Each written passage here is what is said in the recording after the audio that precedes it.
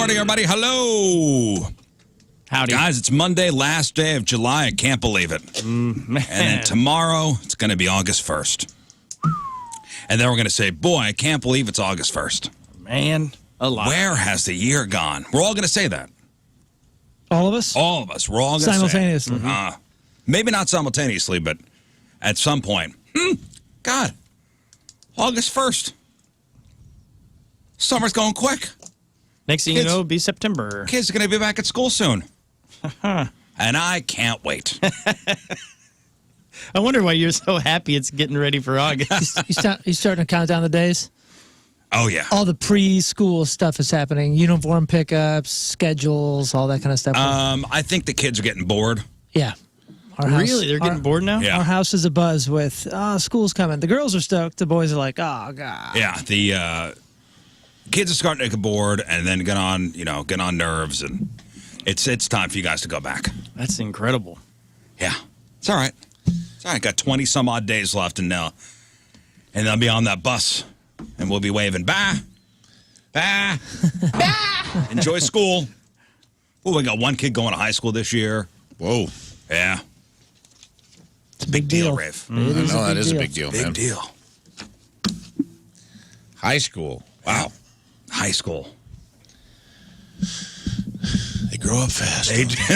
They sure do. That was They almost sure the do. song of the day today was Freshman. I played it. I found a good version, but it was kind From of the too from long. the Verve pipe. We got a Yeah, couple. it's already slow, and that was slower. Yeah, we got a couple weeks. Yeah, hey, we could do it tomorrow. And they're not starting like August 5th anymore. You know, like remember when we were kids, it was after Labor Day, and then it started pushing. Now they're starting to kind of split the difference. I think the first day is the 22nd or 23rd. Yeah, either way, it's in the 20s. Remember, not long ago, maybe your kids Labor were, Day's in September. I know. Maybe your kids were too young, but like when my older kids were in school, they were starting in like the early August weeks. Yeah, oh, really? Huh? It was. Yeah, but silly they were out for a minute. they were out in early May. Yeah, maybe so. I'm just telling you, I feel like it's much better this way. We never started before Labor Day. Like growing up, it was always Labor Day was the last hurrah, and then a couple days, and we'd start like on a Thursday. Yeah, first Like a week Wednesday of September. or Thursday. Go 1 or 2 days. That's about it. Labor Day was the last party. Like that's it. The last grasp of summer. Let it all hang out. But that's fine. It's good. I don't mind. I think they're figuring it out. Late August is fine. I think it's. Yeah, I think it's all good. Obviously, you're excited. Yes, I am. You'd be fine with August 1st. Yep. I am. I'm ready for them to go back tomorrow. I'm totally fine with that. Hope you all had good weekends. Yeah, great. Anything exciting? No, man, just taking care of a lot of stuff. Nothing too exciting this week. We were gonna go to a balloon glow down at Brookdale Farms, and we were all ready to go, and then that storm just decided to. Which made that really fun. It destroyed every tree. Well, there are was in our 10,000 people neighborhood. still without power this morning. Yeah, we got smashed by that thing. That was wild. Yeah, we were at the Saturday. It was sunny. We went to the science center. We had the nieces with us, and we went down there, and I hadn't been there in years. And went inside, just having a good time. And they were like, let's go look at the chickens outside. And they had closed the door, like, severe storm. So we ran over to the bridge and just watched the storm just pound the highway and everything. It was so cool. Yeah, This is fun. We were at the Foundry and the putt shack. Didn't even know it rained. Oh, really? Isn't that amazing? Didn't even know it rained. really? Oh, Yeah. man. Oh, yeah. Didn't even know. It was Nice. quick. It was Walked torrential. outside. Went, I guess it rained. I did a show Friday night. Did our improvised podcast called Dad Van at the Improv Shop. It's a fun little podcast. Me and my buddies, like, we have a storyteller come on and tell stories, and then we do improvised scenes based on the stories. And I had a couple Riz fans come out. Oh, yeah. And the lady, it actually made me feel better because we got an email late last night. But like Friday night, she comes in and she goes, oh my gosh, I'm freaking out. Huge fan of the show. She could not have been a cooler lady. So nice to meet you. I heard you had a show. I hope this isn't weird. We just came to see your show. And I'm like, no, of course it is. I want people to come see the show. Thank you very much. And I was like, have you ever seen Improv before? And she goes, no, we're excited. I said, great. She goes up to the box office, and then there's 2 theaters in the Improv Shop, and she went into the one we weren't in. Oh, okay, of course. So, which is the bigger theater. Mm-hmm. I was in the small black box theater because it's just like we're sitting behind a table. It's an intimate little podcast. So I had to go into the big theater, retrieve her, and be like, hey, did you want to see the show I'm in? And she's like, yeah, this is it, right? And I go, no, I'm in the little theater. So like she's in this theater, and there's decent. It's summertime's always rough, but it was like there was a lot more people in the big theater than in ours. Mm-hmm. So then I have to walk her to a small theater that's got like 10 people in it. Only probably like 10 or 15 people showed up for our show, which is fine. We don't mind that, like, because we gets really goofy, and it's sometimes small crowds are fun. But it's a small room, small crowd. And then she's like, I'm excited. And then about 15 minutes into our show, I see her and her date get up and leave. Oh. It's hard not to notice in a theater that small. Yeah, and I was like, you can't slip out. well, you win a couple fans, you lose a couple fans, you know? And I was like, guess Improv wasn't for them. So all weekend. Did she not get it? Was it? That's what I thought. I was like, well, maybe Improv wasn't the good. Some people just don't get it, don't like it. It turns out she was on a Bumble date. She sent an email last night. She was on a Bumble date, and was nervous and behind, and she had suggested to this guy she'd never met. She'd only been talking to for 2 weeks that they go see a comedy show. She ended up hitting a curb and blowing her 2 front tires out because she was running late. Then she had to like Uber to the Improv shop, meet the guy, called roadside assistance to come fix her car, and they called during the show and were like, hey, we're at your car. She's like, oh, you said it was going to be 3 hours. I'm like, well, we're here. We need somebody here to work on your car. Oh, so she had to get up and leave. She had to get up and so leave. it wasn't for that because reason. you're terrible. But in the moment, on stage, and in the podcast, I addressed it. I'm like, it was very noticeable that you got up and left. Yeah, when it's 1/6 of your audience leaves. Yeah, have you ever played a show, Moon, and it was so sparsely attended that you could actually see people leave? Oh yeah, I'm sure. I'm sure. I mean, there's been shows back in the day whenever before he was signed or anything like that, he would perform for my band would perform for his, and there's no one else in the venue. It'd just be band practice. Those are band practice shows. Sure. Yeah. Public band practice. And actually, I remember seeing a band that I was a big fan of, a huge fan, and they were coming through St. Louis. I was like, holy smokes, I can't believe it. It's like, I'm going to say early internet, you know? And just stumbled upon like, oh, there's a date, and they're in St. Louis, St. Charles, actually. It's strange. Went there. They were playing a basement of a Mexican restaurant. Found my way in there. Was it? Oh, you never heard of them. Anyways, Little band called Panic at the Disco. They started their show with "Welcome to band practice," and I thought it was first of all, it was so depressing for this guy who was from the West Coast or wherever. Yeah. You know, they've been touring this whole time, and they come through St. Louis. They play St. Charles. In a basement of a Mexican restaurant. Yeah, but me and my drummer Johnny Venus, we were both there, and we're like, oh, we are watching band practice right now. Sometimes that's cool. Awesome. And I've done plenty of those comedy shows. I've done comedy shows for one person, where like one person showed up, and I'm like, "Do you want?" I guess we're going on. Yeah, I'm here. One person showed up. I've done comedy shows for a couple. I was just like, I just entertained a couple. I mean, I've done plenty of, but there's something different about someone approaching you before the show, being a fan of something else that you do, excited to see you. Verbally tells you how excited they are, and then walks out of your show. You get her from the wrong place that she was at. Bring her over. Did you think she went back to the main room? Like that's what I thought of. They're like, hey, let's go see what that other room is going. It's probably way cooler. There are a lot more people there. Now we see why. Dude, it's a dangerous game too, because I know it goes through your head where you're like, oh, do I make this person a prop? You know what I mean? Like when somebody's leaving, because you've seen like success that go successfully sometimes for comedians or bands or whatever. And you do that until it goes wrong. And then you realize that was a bad move. I acknowledged it when they were gone. Because we were in the middle of a scene. So I can't step out. It's not like stand-up. Like I was we were doing a scene about, my friend Tyler from New York came and told, it was actually a really good show. Told great stories. We had really, really fun scenes. He talked about like being bad at Little League. We did a scene where the Oakland A's were signing a kid who was really good at twirling around out in the outfield, trying to play, taking money ball in a whole different direction. I was real proud of what we were doing. The work on stage was good. But out of the corner of my eye, I could see them leaving. Yeah. And now I'm in the scene, but the comedian in me is like, we're walking an audience member. And you know it when it's happening. Yeah. And I didn't acknowledge it as they were leaving, but after they left on the podcast, you can hear me say, hey, guys, if you guys didn't think that we noticed that 1/3 of the audience just walked out during that scene, we did. We did. Well, hey, and it's listen, okay. At least she wrote you back. She did. She had. I saw the email come over. It was a big, long email. I didn't read it. And because it was addressed to you. Yeah, I hope your car got fixed. You buried the lead in the email, Sarah. I hope your car got fixed, and I hope you guys got a second date. Maybe just go to a regular comedy show. Man, on Sunday yesterday, I went to a bustling building of commerce. Went to the West County Mall. Wowie. Man, packed. Yeah, dude. The last couple times I've been there, it's been It's absolutely flooded. The malls are back. No, not the malls. That mall. That Well, one. Galleria is the same way. Oh, okay, I haven't You been have to to Galleria. fight for a parking spot. If you go to some of the other ones though, you're like, oh, this is going to be like what I've been seeing at West County, and you're like, oh, it's not the same. I got Fernwood parking at Jamestown this weekend, which is nice. Yeah. Yeah. Ample parking there. Not ample parking at the West County Mall. It was one of those drive around, look for a spot to open up. I guess it was nice to see. Yeah, it's great. Yeah.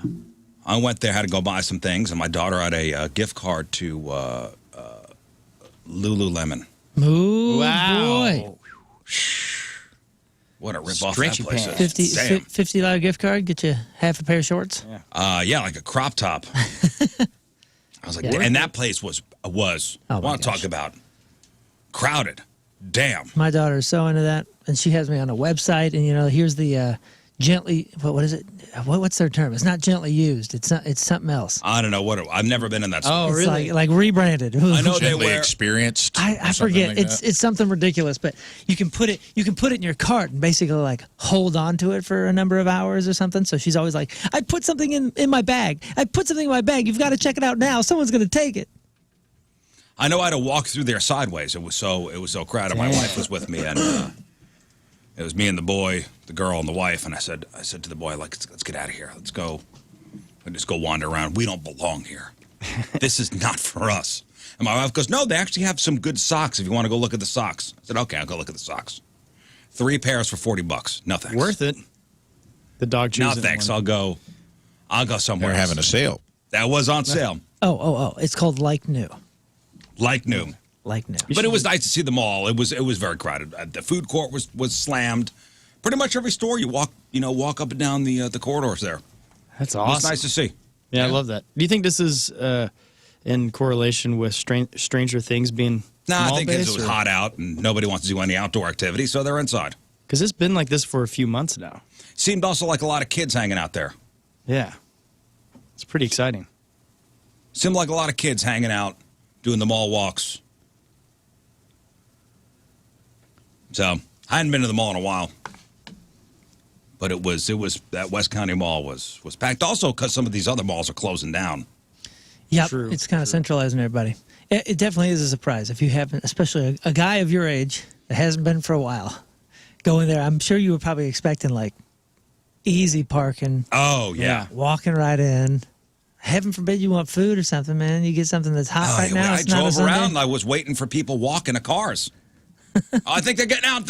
Let's go to the top. But also over the weekend, I don't know if you saw the story about Beetle Bob. You guys all know who Beetle Bob is? Oh, yeah. Yep. If you've been to a concert in the last 20 years, I'd say even more. I would say. It well, was, for me, oh, okay, yeah. It was late '90s. Like if you were a local band back in the day, if you were in a local band and all of a sudden you're playing and he's dancing in front of you, it was this weird. It was, at least at the time, it was this weird like, oh, you're doing something. Like people are paying attention to you. Yeah. If this dude is here, it was kind of this weird stamp. Now I know there was some like complex and mixed emotions and things, but as like a kid that was in a band, the only thing I knew was this dude goes to a ton of shows and dances in the front of the stage if he likes it and if he wants to be there. And it was kind of a local stamp of yeah, approval. if Beetle Bob was at your show, it was a big deal.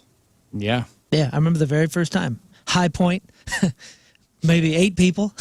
And Beetle Bob, and then one Beetle of them. Bob. Yeah. And that velvet And it was jacket. like, it was Yeah, like, my things first are happening experience, for us. 03, going to a show, whether it be, maybe it was Mississippi Nights or maybe it was a pageant, going, who the hell's that guy?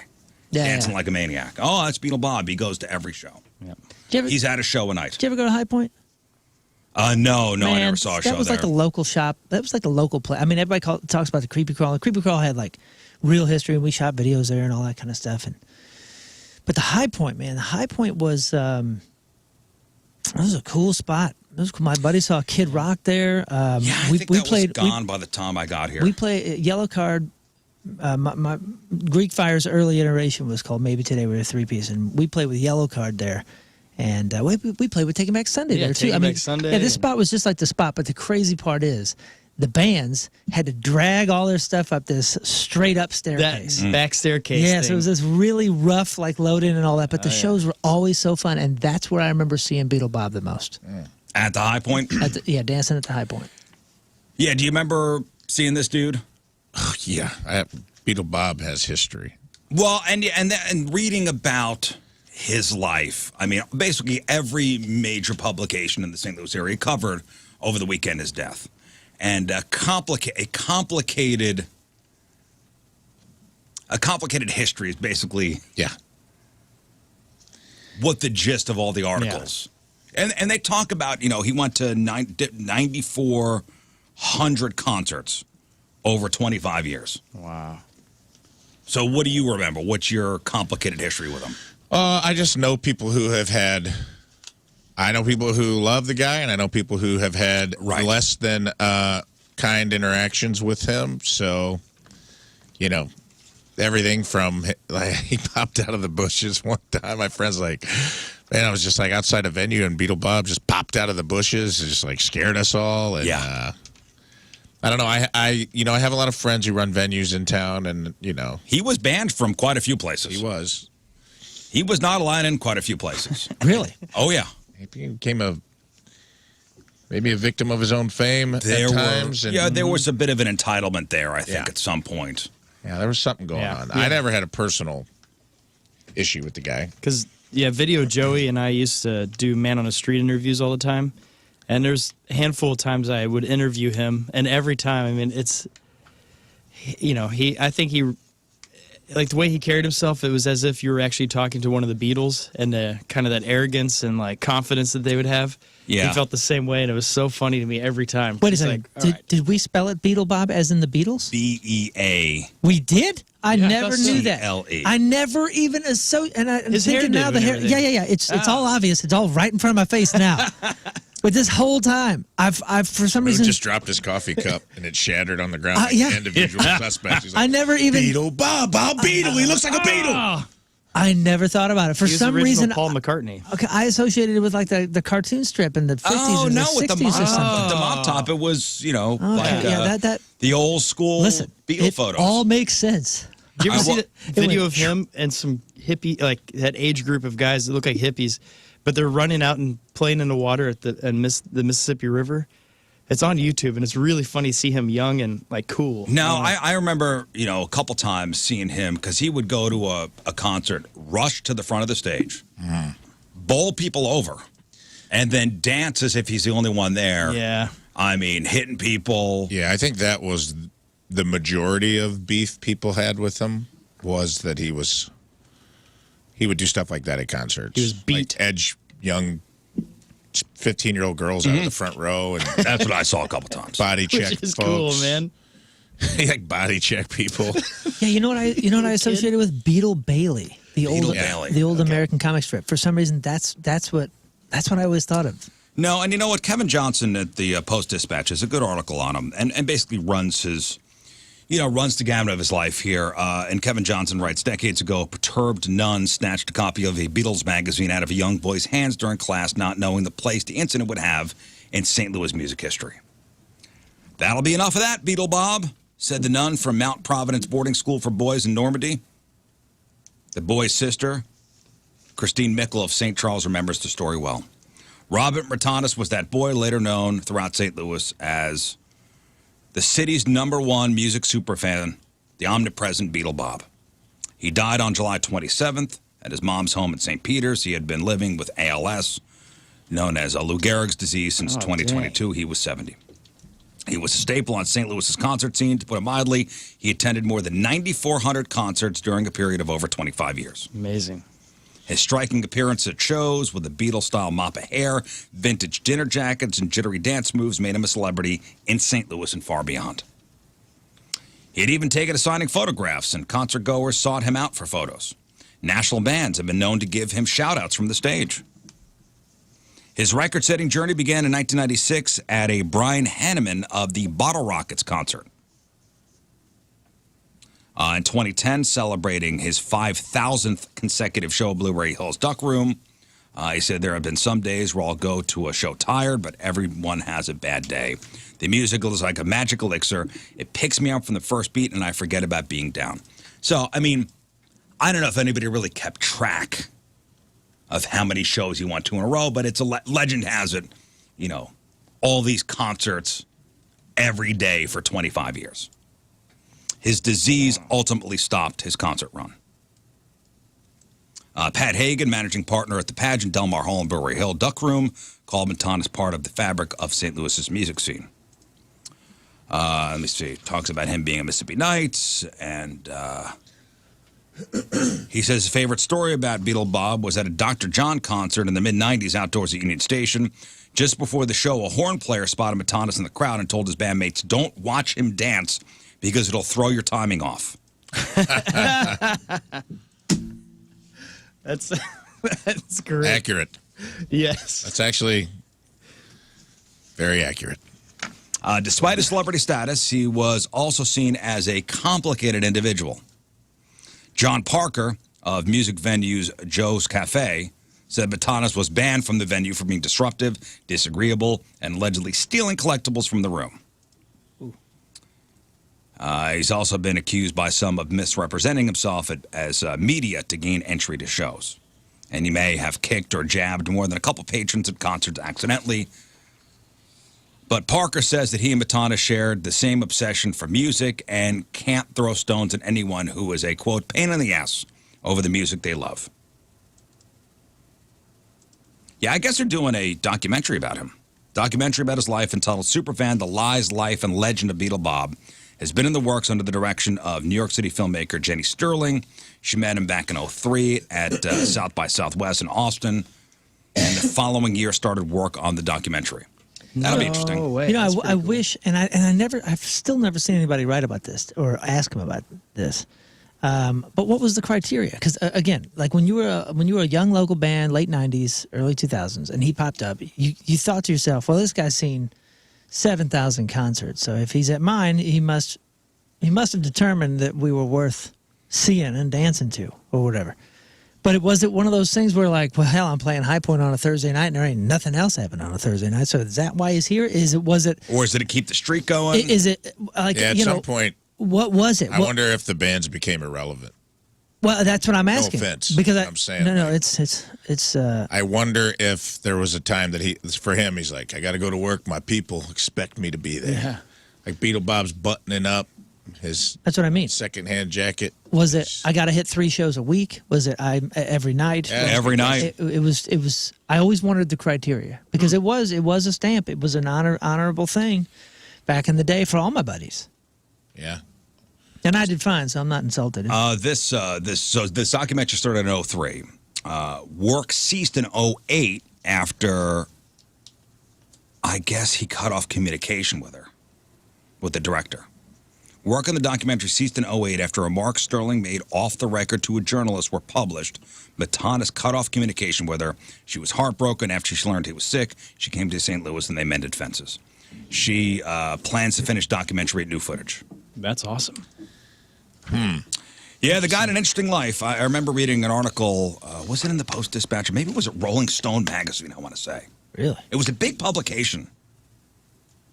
I don't know. It's interesting, the memory- title.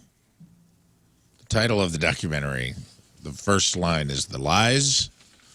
What was it?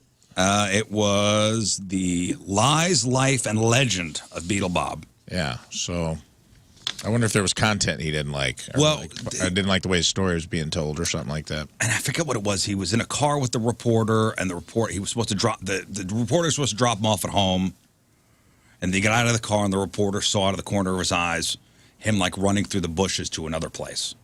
Like he was kind of pretending he was living one place, but he was really living with his mother. It was, again, it was a complicated life, but regardless, That was the other big question. The guy was a fixture. That was the other big question that you couldn't find out in the 90s. Was, what the hell does this guy do? I always thought for sure he was writing for the Rolling Stone or something cool. You know? Yeah. And one of the rumors was like he's super, super rich. Yeah. And this is his passion. Every small town had that guy.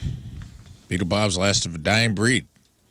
Every small town had that one guy that like would walk around with one shoe on or ride a 10-speed with no seat on it, and then he had a Schnucks bag like filled with other Schnucks bags that he called his briefcase.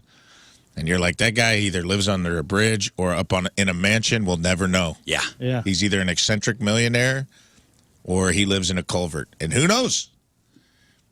I miss those days when you couldn't find out everything. You just had to. It was a mystery. You just had to let the legend grow. Yeah. We also had Baton Bob here. Well, Baton Bob, I know he wound up going to Atlanta. Yeah. And then what was the guy down in Austin, Texas that was so famous? He ran for mayor every time, and he was the one I was eating at a really nice restaurant, and all of a sudden this guy walks up, drops trout, and is just in a thong pair of underwear, standing out there looking hilarious, and people are paying him money to get a picture with him. Like, who's this guy? And they're like, oh, he's blah, blah, blah. He runs for mayor. Well, every time.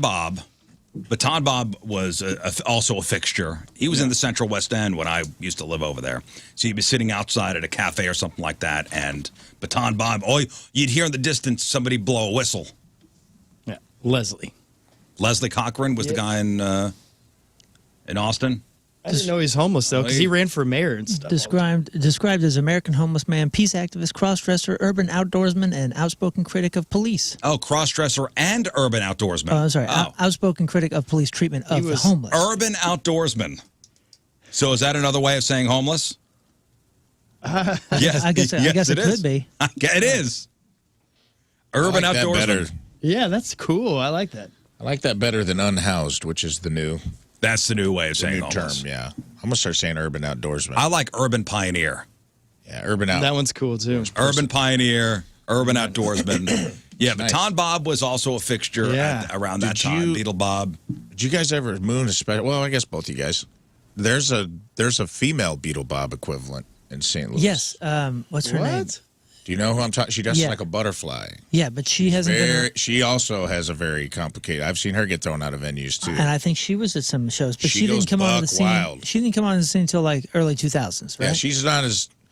She hasn't been around as long as Beetle Bob, but I started seeing her at a lot of music shows, especially local music shows. I don't know if I remember her. She wears like butterfly wings and like 13 layers and dances around. Yeah. Sometimes If has anyone a has a hoop. pic, send it over to us. I do know who you're talking about. Well, there was also the Cookie Lady. I don't know that. Cookie Lady. So you do know who I'm talking Cookie about. Lady, and there Yeah. was It's like Beetle Bob. she's kind of Yeah, it kind of looked like kind of stole his shtick. like Stevie Nicks, but with the wings sometimes, and like Yes. would do the dancing like A woman? Very she had like a flamboyant. ballerina skirt on sometimes, and like she definitely would take up a lot of space, get in the front row, edge people out, kind of. Her and Bob would have dance offs. It seemed like sometimes like he was like, "Lady, you're stealing my essence." He started dressing like a bee catcher around that point, I I'm guess. curious if they got along, or if there was like a rivalry. I don't know. You think they like dated? Beetle Bob seems to be a guy that wanted the spotlight Yeah. on Beetle Bob. I hope they had children together so we have future of this. I don't think Beetle Bob had any kids. Little Beatles. Yeah, so we can have more concert goers. Kevin Johnson says he's survived by his mother, Shirley McGuire of St. Peter's, his sister and brother-in-law, Christina and Steve Mickle of St. Charles, niece. Arrangements are pending. Yeah. So- well, sorry for your loss. He was Yeah. he made the concert scene real fun. Yeah, exciting. R.I.P. Beetle Bob. That's pretty neat. Pretty He neat guy. was for sure a fixture. Yeah. Like him or not, he was. Beetle Bob was there, and bands most of the time appreciated him being there. Yeah. Where's some other St. Louis? We had the Superman guy for a while, right? Yeah. I don't know. Cardinals at the Cardinals games. Yeah, we met him a couple times. He used to Yeah. be on Delmar Loop too. He was a fan of the show. Yeah. I met that guy. That's fascinating to me. Like, what makes someone become that? Well, you Like, have to have a shtick, and you have to be places all the time. Yeah, just what makes you make that choice? Yeah. To be like, I'm the guy who dresses up like Superman and walks up and down the St. Louis Walk of Fame. There was an article about The him. St. Louis Superman. That's who I'm going to be. I'm leaning in. It's cool. I don't have any problem with it. I'm saying, like, what What makes you want that to be your thing? What made Beetle Bob be like, my thing is I'm never cutting, I'm having a bowl haircut. I'm going to put on a comically large blazer, and I'm going to go to every concert I can get into. And you have to be an eccentric to start with. I would think so. Okay, and then you start to get attention. Yeah. And then in your head you think, they want me here. Yeah. Yeah. That makes sense. So that becomes your identity. Ooh, I just have another one. Father Time. Remember him? He'd stand up in front of the shop and save on Rock Road, and he always wore the Father hat and Time. stuff. And he would, he was a super nice guy. He was a sweet guy. His name was Father Time. I believe so. So there's an article that was. Does he go on stage with the Avett Brothers sometimes? Because they have a Father Time that do their New Year's Eve shows with them. I don't know. Looks like 5 years I think ago, he's gone now. maybe 6 years ago, 2017. Look at that picture of Beetle Bob and think about the fact that you just connected the dots. Yeah. Oh, I know. I told you it was right in front of my face, and I didn't- Yeah. I see the Beetle as in the Beatles. It's because He looks like a military It's guy to because me. for the first number of years that I saw him, knew him, heard about him, I was never reading about him. I was Right. just hearing Beetle Bob, and when I heard Beetle Bob, I confused it with Beetle Bailey, the old comic strip, and I just associated it and let it run. See, those kind of stories fascinate me. So you see Beetle Bob at concerts every night. And those concerts are how long? 3 hours? 4 yeah. hours? What is he doing for the rest of the day? Like for 4 hours, you'll see him at the pageant, wherever. Yeah, that was For the 20 other hours of the day, what does he do? That was the part of the myth, because after you'd see him, I mean, because we were at concerts all the time. We were either playing, we were attending as consumers, or we were going to flyer. So I went to every concert I didn't want to go to because I was passing out my stickers or flyering. I was just like hustling. And anytime I saw him, that would always be the conversation. It was like, how's this guy have so much money to be getting in all these shows? Because a lot of the shows we would go to just so we could kind of hear him outside, because I couldn't go to that many shows. I couldn't afford that. So we'd go and listen to him kind of outside and then pass our flyers out to the people that were leaving. And every time we'd see him, we'd always, what's that guy do for a living? He must be rich. There was a big myth about the richness of Beetle Bob. The Dancer of Life is the one with the Who's that guy? That's Father Time. with the wings. Oh, no, that is Somebody just sent a picture. that is a different gal. You talking about the one that goes to all the... Wait, someone sent us a picture? No, I think that's the gal from Belleville, maybe, that goes to all the events. Yeah. This is the one? I think that's With her, the dude. with the wings, the butterfly wings. I I never, think I've so. never I seen missed her. this. You I think don't so? think I've ever seen I don't her. know if Dude, it's the same person. Yeah. There's another guy. Is the Cardinal Cowboy. Yep. Cardinal Cowboy. What is he doing? Like the New York Cowboy thing, the naked cowboy? thing? No, the Cardinal Cowboy. Right, he wears all the rings on his fingers, and he's got the cowboy hat on, the Cardinals cowboy hat, and he's everywhere too. It's kind of like that Cardinal sax man I saw one day. He was wearing... That was me. That was me. Okay. Well, anyway, R.I.P. Beetle Bob. Yep. That's her, dude. Are you sure? Susan Stone, I think so. Is that Sharon's sister? I think that's her. She shows up. If there's butterfly, because I remember like multiple tutus being on this lady, and shit, that's in her photo. The uninteresting. What is this? She's doing her own thing, dude. For sure. I've never seen her. The Dancer of Life. Yeah, this is somebody different than I'm thinking of. Maybe Hey, maybe there's two. On a different, making a right turn here.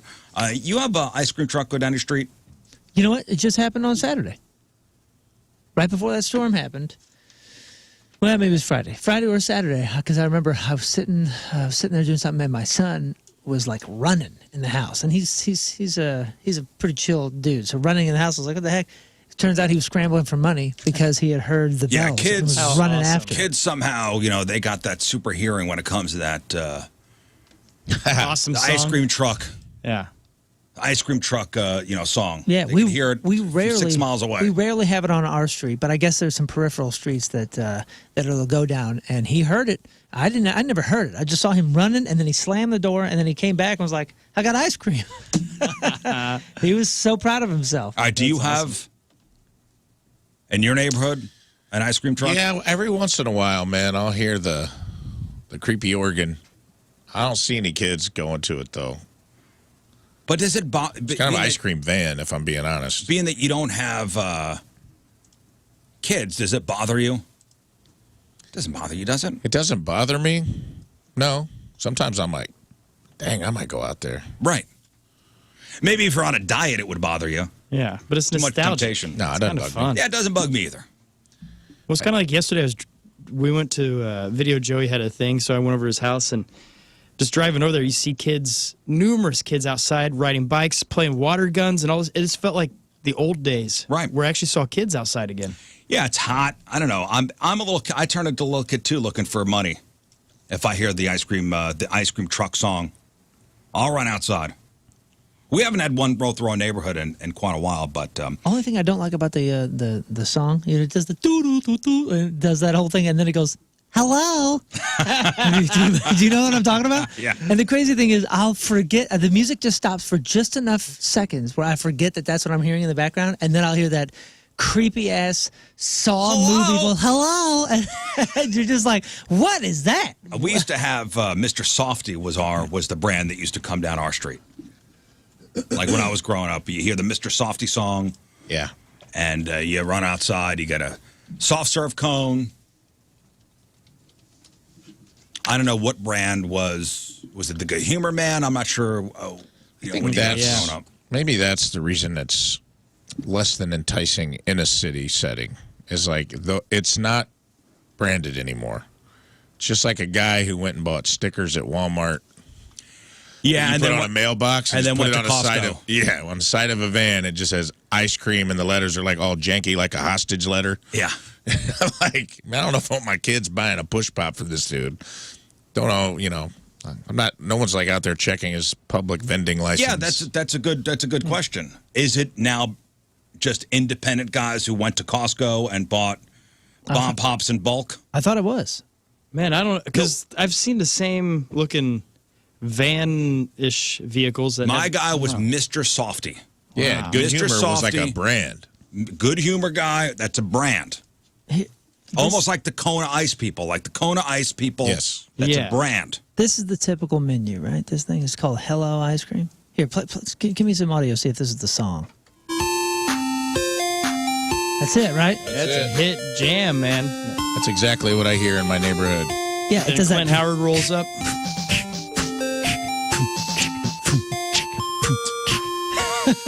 And then it stops and does, got a the, good does the beat. hello. Look up, Wait, I want to hear this. Ooh. Is this a remix? Fast forwarding. That was good. Is it going to do it? Hello. Look up Mr. Softy. Mr. Softy. Yeah, that'd be fun if they did brand them out here in town. Mr. Softy truck. Song. Yeah, this was. Let's see. Longest Mr. Softy song. Oh, those are nice. Yeah, see, that's like a mail truck converted. What the hell? Are they trying to put people to sleep? This was. You hear this? This is In a the this is a distance. mobile. This is like a baby mobile. This was the Mr. Softy song. Dun dun dun dun dun dun dun dun dun dun dun dun dun dun dun. This is 12 hours of Mr. Softy. I believe there's actually words to it too. But anyway, Wow, that's crazy It's looking. a good number. now you think I'm a curmudgeon? Well, yeah. Do I have the Sir, yes, reputation sir. of being a curmudgeon? No, yeah, no. Of course. Thank you, Scott. Sometimes. Yeah, here's an easy way to be called a curmudgeon or a Karen, if you would. Just deprive kids of ice cream in the middle of friggin' July.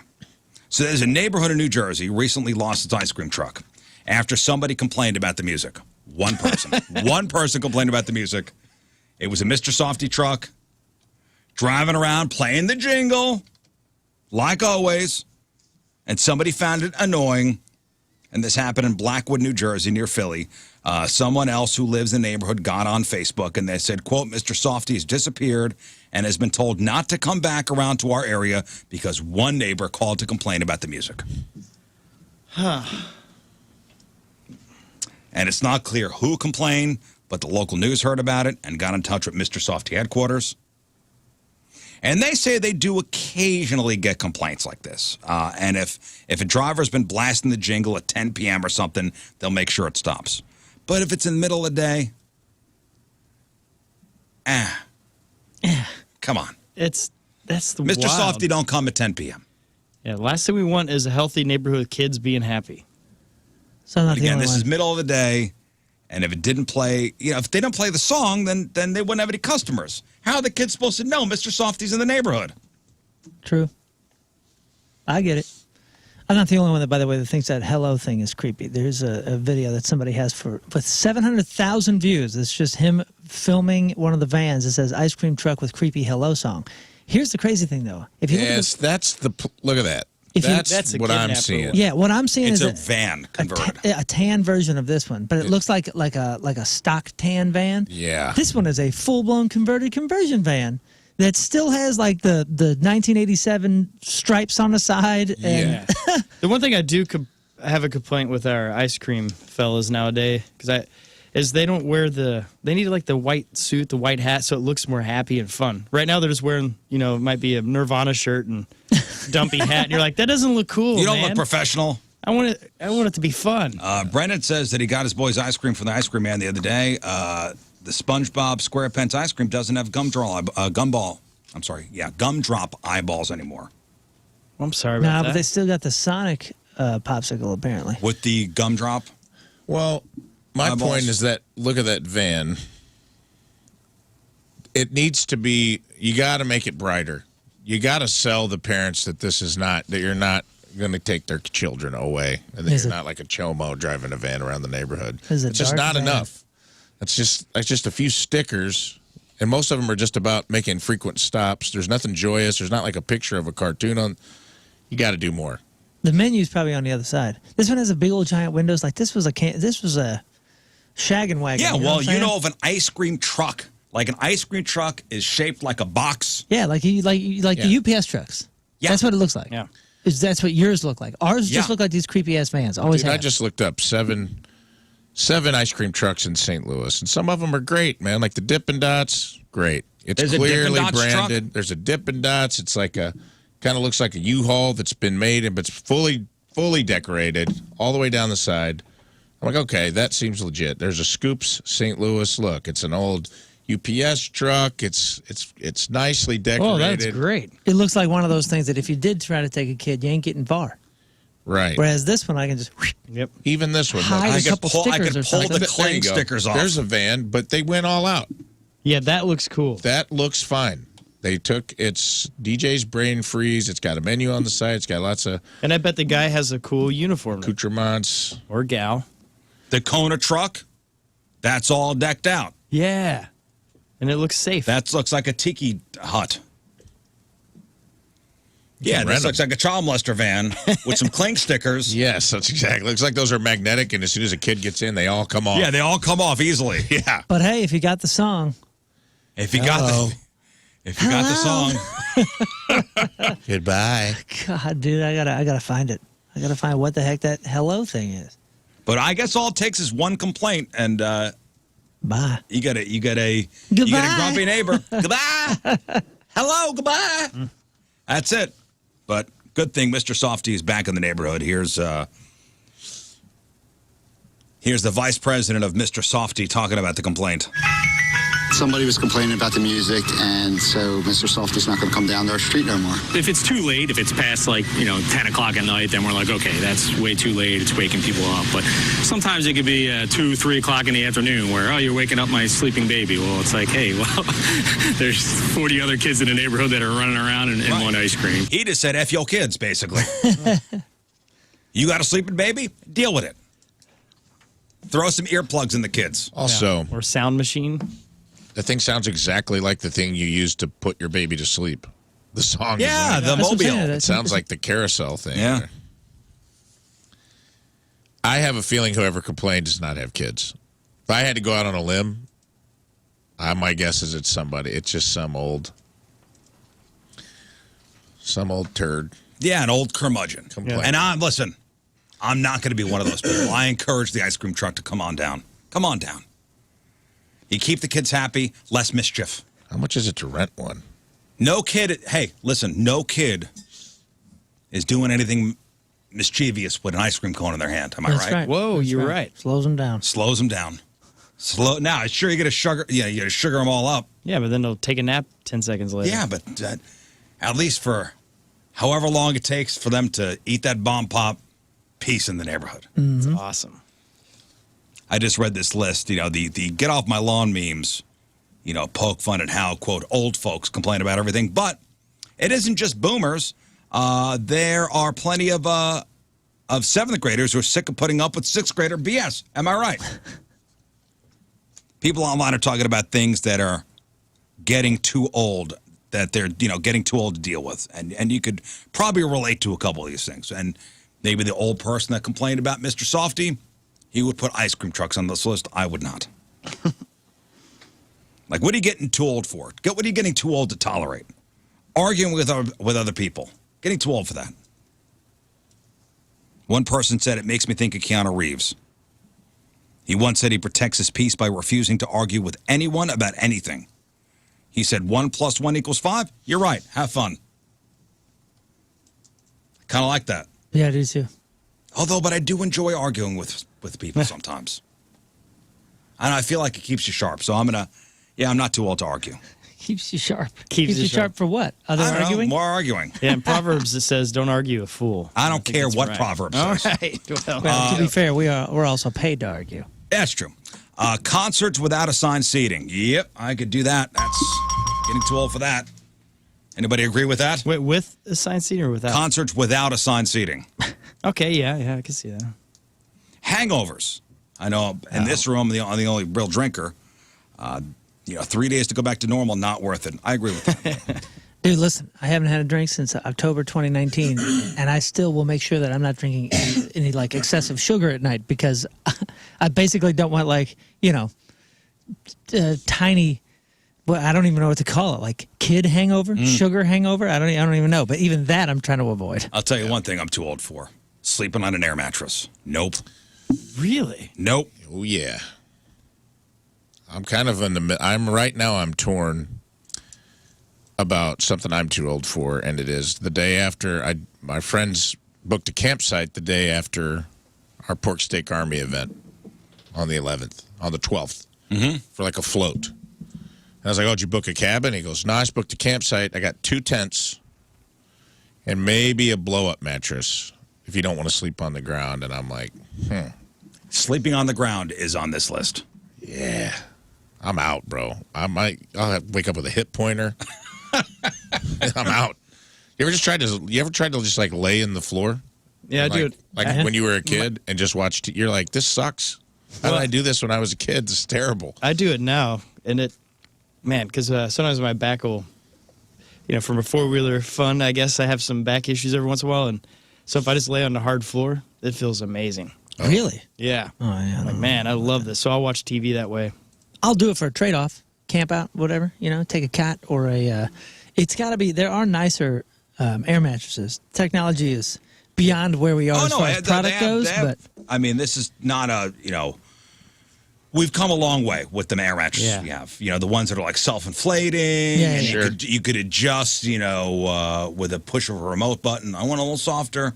An air mattress is still an air mattress. Yeah, it's a sacrifice. It's a sacrifice I'm still willing to do for the outdoors. I'm not doing it in the house. Here's my issue with my specific situation. It's after a float.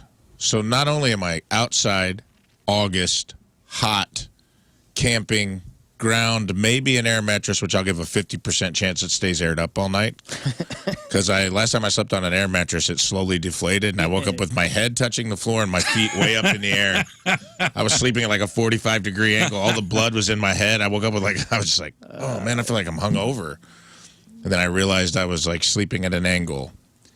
The idea of floating on the river and being like sopping wet with river water, and then being like, cool, do we go to home base to go to where I can shower and get cleaned up? Nah. No, but here's a hot tent with an air mattress in it. And I'm like, yeah, I don't know. Is that how I want to spend my Saturday? I like the float part, but I'm almost like, let's just go home after. I guarantee you will have fun. Oh, yeah. But it will take you a couple days to recover from it. Right. And just remember, you have the river right there, so you just hop in that real quick, and it kind of feels like a shower. So now you have to weigh out. That's like the only scenario I can ever think of, ever, where a drinker has an advantage over a non-drinker. because I feel like the drunk folks can just be like drunk, pass out. and they just pass out. Agreed. And I'm over here going, well, Agreed. I'm going to feel better for the rest, Is rest the of the weekend. fun But right worth now, What it's going to cost this show Monday and Tuesday the following week. Yeah, well, yeah, I'm sure the stories will be great. When I come in like, And they're tired, complaining. man. Yeah. Is the fun worth the slipping on the floor? I don't know. I got to do some soul searching. You really do. I'm even going to put sitting on the floor. Getting too old to sit on the floor. Don't like doing that anymore. now you're getting too old or you're getting too stiff. Because I'll be the first to admit that it's my fault. It's my lack of flexibility. It's my issue that I haven't worked on that enough, my mobility and my flexibility, that I can't sit on the floor comfortably. And I don't think it's my age. I think it's because I let it slip, my mobility and my flexibility. Yeah. And it's on me. It's my fault. It's not my age. It's my, dare I say, laziness. Right? I mean, we got to take a little bit of responsibility for it. Yeah. I have to. In my case, it is my fault that I can't sit on the floor comfortably. Yeah, sit on the floor right now at our age with the cross leg thing. Dude, when I go, It's like, so weird feeling. my wife, my wife, she's all into the fitness and all that kind of stuff. She can do any of this stuff, no problem. And anytime I'm with her and her groups, they're doing things that I didn't think I could do the last 15 years. And I realize, oh, this is on me. This is my fault. I blew this. I thought I've been chalking it up to getting older. No, it's getting lazier and stiffer. It's not even the I can't do it. I don't want to do it. There it is. There it is. That's okay. That's real. This whole thing. Like it's not. I can't. I could sit on the floor. I could sleep on an air mattress. You can sit on the floor, like comfortably, like for 10 minutes. Yeah, I mean I've done it. I couldn't do it right now. I've done. I just don't want to. I don't. Waiting in line. I don't want to.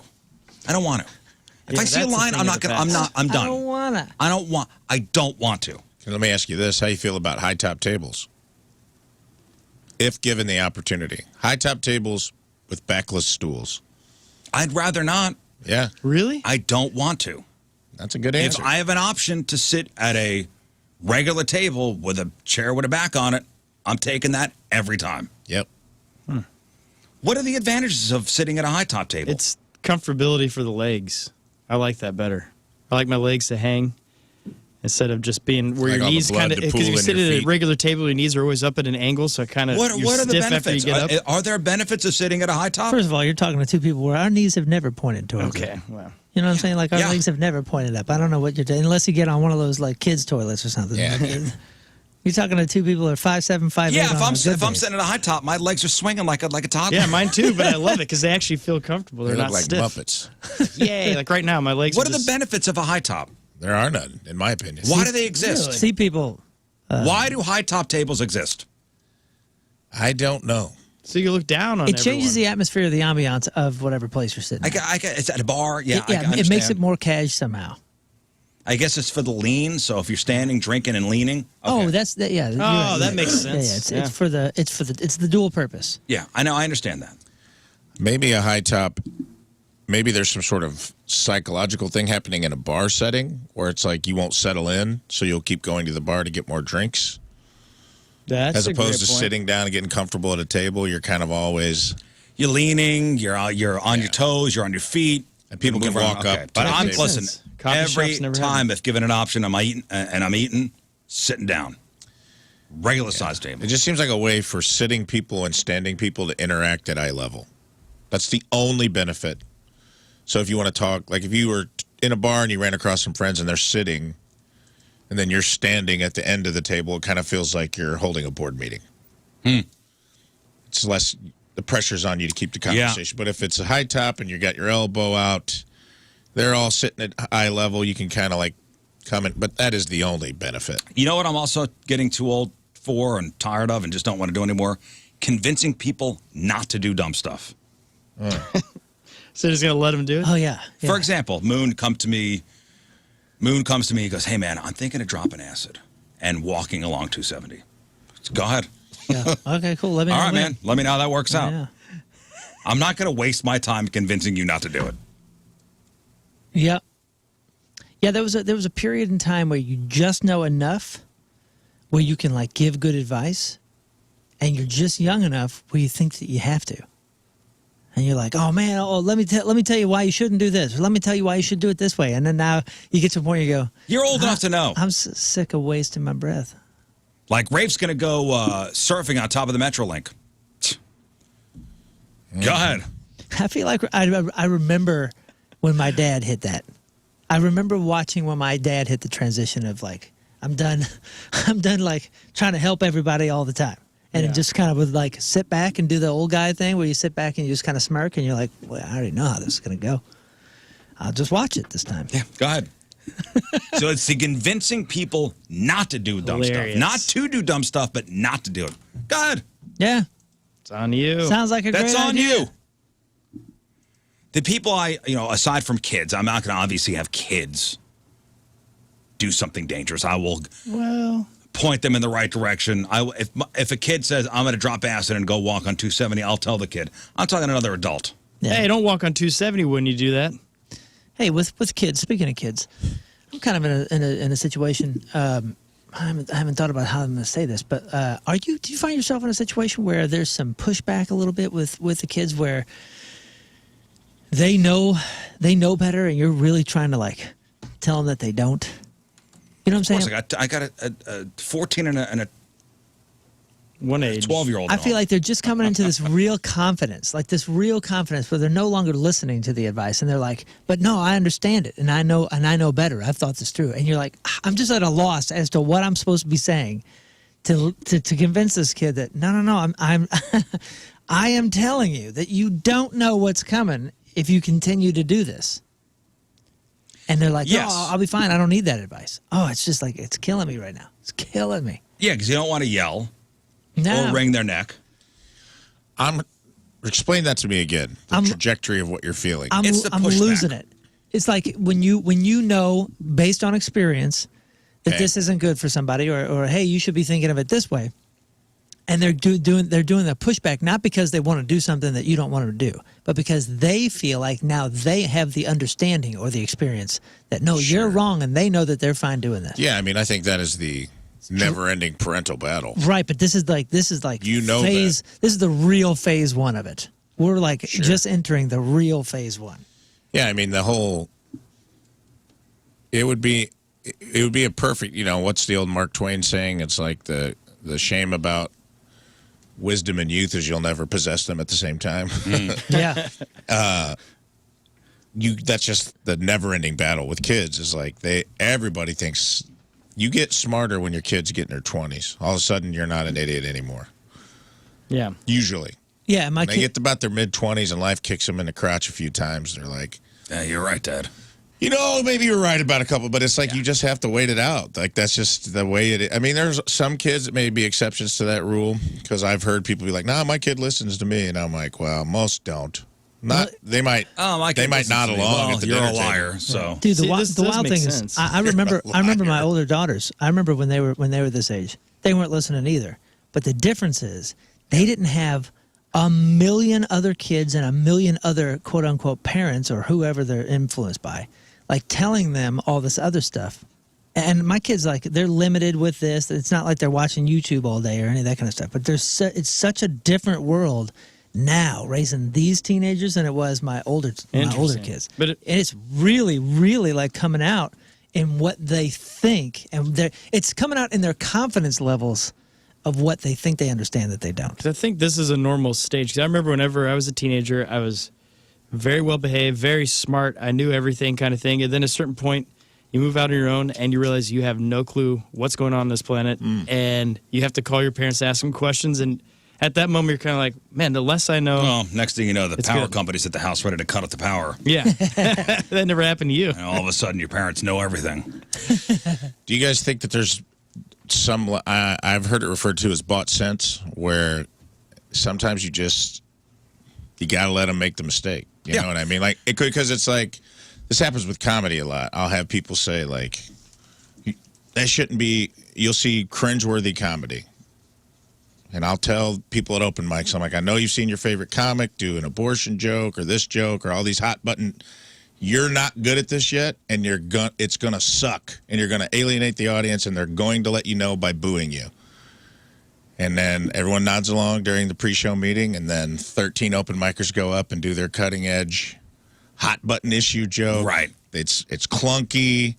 It's the audience audibly gasps or cringes or boos them. But I'm like, good. Now you know. Because me telling you, if you tell someone they can't do something, they feel like you're just taking something away from them. You're depriving me of my artistic voice and freedom, or you're depriving me of my freedom as a kid, or depriving me of making these choices for myself. When you're like, yeah, I'm trying to save you pain and suffering, but they need to experience it. Sometimes pain and suffering is the best teacher. Yeah, I'm of the, hey, if it's not going to be a detriment to their life in the future, maybe they got to make the mistake. Yeah. It's not going to kill them. I get it. I'm getting the pushback. I get it. I'm just telling you, there's like this crazy amount of reinforcement that they have from all these different angles that you're like, what? How can you be so confident? I mean, so confident. I'll give you an example from yesterday. All right. All right. So my son is, he's going to be, or he's taken a course to be a hockey ref. Cool. Okay. He's got a seminar this coming Saturday. So he's got to go to this mandatory seminar where it's like an in-school training and then on the ice training. But before that, he's got to take the written test. It's an open book written test done by USA Hockey. I'm going to tell this kid, dude, you got to do the test. You got to do the test. You got to do the test. And he's, I'm going to get to it. I'm going to get to it yesterday. I go, did you do the test? No, I'm going to do the test now. He's upstairs in his room for about an hour and a half. I go upstairs. The kid's sweating. The kid is like sweating. If you fail the test, you have to wait a week to take it again. Like, so it locks you out. Oh, no. And I looked at some of these questions. It's tough stuff. It is tough stuff. What colors are zebras? It's like what happens in this scenario, and it's a crazy test. Right. And the kid's sweating. He's like, I don't know what to do, man. If I fail, I then can't go to the seminar. I go, well, that's on you, buddy. That's on you. Has he found out yet if he passed? Yeah, thank God. He one more question wrong. He got like 35 of 65 right. He didn't do 30 questions he got wrong. Holy smokes. And still passed. And still passed. And that should say something about the refs. It's pretty amazing. I don't know. Has there ever been a test that you've ever heard of where you can get a 50%? No, but I looked at the test. I looked at the test because I was thinking, like, all right, maybe I'll help him. Nope, I'm not going to help you. Is it the same people doing the driving test, just throwing licenses around? It's kind of a weird test. I saw that if you do the eye exam part, you're supposed to fail that to pass. Well, you know what? I was one of those moments where, I think my son maybe still thinks I know everything. And I looked at it, I go, no, I'm not gonna show you that I don't know this.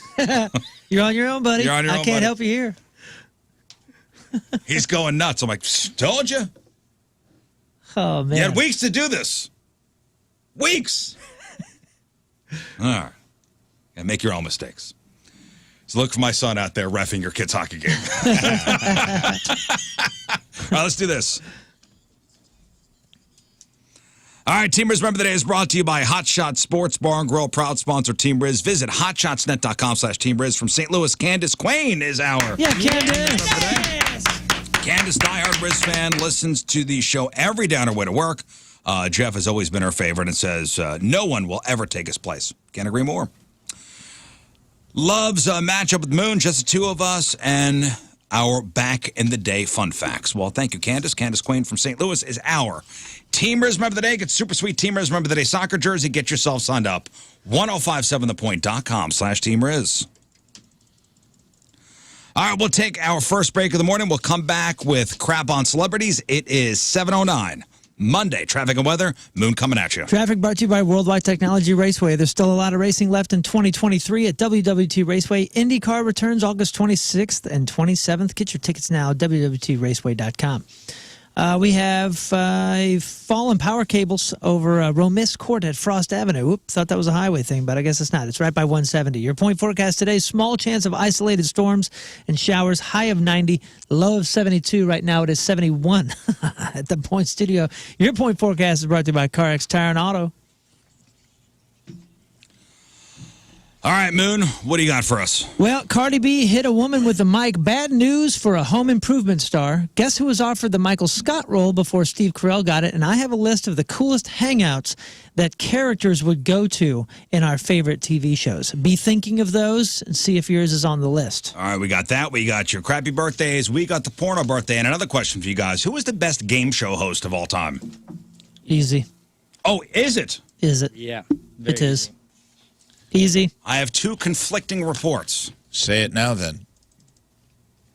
No. He has to think about it. I know who you think you know it is. exactly who I'm thinking of. Who? I'm going to say it when the segment's there. All right. It's called a tease. We'll chop it up next day there.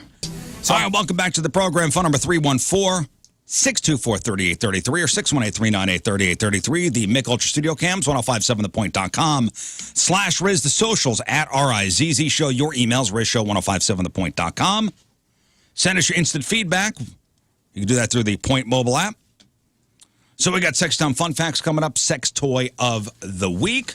We'll also play 3 and 5, give away some fabulous prizes, including tickets to go see Ghost. We got tickets to go see Modest Yahoo with G-Love and Special Sauce. Tickets to go see Candlebox and tickets to go see King Scott's favorite band, Pierce the Veil. Heck yeah, man. Can't wait. Good poker group. All right, so before the break, little teaser. Best game show host of all time. I got two different lists. One from a website called Best Life Online, and another one from Watch Mojo. So who is the best game show host ever? And both lists have different number ones. Wow. And now there are some similarities. What are well, I wonder what the metrics are. For me, I understand that it's like personal. I guess it's all subjective. Yeah, for me, it's super personal and it's biased. And I'm not the authority. I don't know all of them from back in the day. I don't know the 60s and 70s ones. I'm sure there's probably like some crazy good one that everybody knows but wasn't on for that many years or something. I know some of the names that are on this one list. I never watched those particular shows. Yeah, see, that's what I'm saying. There's probably somebody you're going to say, I'm going to go, oh, yeah, that I don't know, because it's just not my wheelhouse. Who would say your number one is? My number one, hands down, is Alex Trebek. What? Alex Trebek is on both lists. When did you become a fan of him? Jeopardy is my favorite game. It's my favorite game show ever. I like his delivery. I like him as a person. I liked everything about how he did it so much. In fact, Jeopardy's still my favorite game show and the best one I've ever seen. And I haven't seen one since Alex left. Alex Trebek is number 7 on the Best Life Online list and number 2 on the Watch Mojo list. Yeah. Wow. 7 and 2. Yeah. That's interesting. 7. I figured he'd be in the top 3 in both of those. What was he? I met the original guy. What was his name? I forgot. He came to our middle school in the 90s. The original Jeopardy host? Yeah, what was his name? Because he did Jeopardy for 34 years. Dang. 1984 until 2020. Art Fleming. Art Fleming. I believe it was Art Fleming who came to the Wow. came to the school back in the day. Your favorite, Rafe? Who is the number one game show host of all time? I think one of the lists will be Bob Barker, which I agree with. Bob Barker Missouri's own. Bob Barker is number 1 on the Watch Mojo list Yeah. from The Price is Right. You just can't. That dude was. And number 6 on the other list. The dude was slick with that long, skinny microphone, dude. And Heck of a fighter, always too. 10, always had a good and like real dry sense of humor. Like the guy, obviously. But my dark horse candidate was Richard Dawson. Richard Dawson. The old Family Feud kisser guy. Oh, the one that kissed all the little... You can watch a YouTube Yes. loop of Richard Dawson kissing all the contestants. It's Yes. hilarious. Richard Dawson was number 4 on the Watch Mojo list. But not even on the other list? Not even on the other list. So Richard Dawson from the Match Game, who was flirtatious. He was touchy-feely. Yeah. He's the best. He was the the feud. like, if you made a Ron Burgundy of game shows, it was Richard Dawson, dude. Love that guy. Could never And he was in exist Running now. Man. Yeah, he was in a couple. He was. Yeah, he was the Dirty he was Dozen. He was an actor first. Yeah, he was an actor first. Oh, I didn't You know who I thought was a great game show host that was going to continue and be like ultra famous and didn't was Mark Summers from Double Dare. Yeah. Yeah, that was my. He does a lot. my He pick. is a big producer on the. Is he? on Okay, the maybe Food Network, maybe or at least step back. he was. I That was didn't know my that. number. I thought he'd for sure be on there because No. he. Oh, you were saying Mark Summers? Yeah. He was your number I'm one. sorry, I didn't even take that. Yeah. I didn't think anybody was there thinking just about a that. second guy. ago. Oh, you did? I'm sorry, I didn't hear you. Well, there's also I think one that we're forgetting. He's done 2 different shows now. Is Drew Carey. He's No, really Drew good. Carey did not make And the then top. Pat Sajak is the king, man. He's the number 1 of both lists. Pat Sajak is number 8 on He's the the funniest one of all list of them. and number 3 on the other list. He's a great follow on socials, man. That guy's 8 a and goof. 3. Yeah, he does.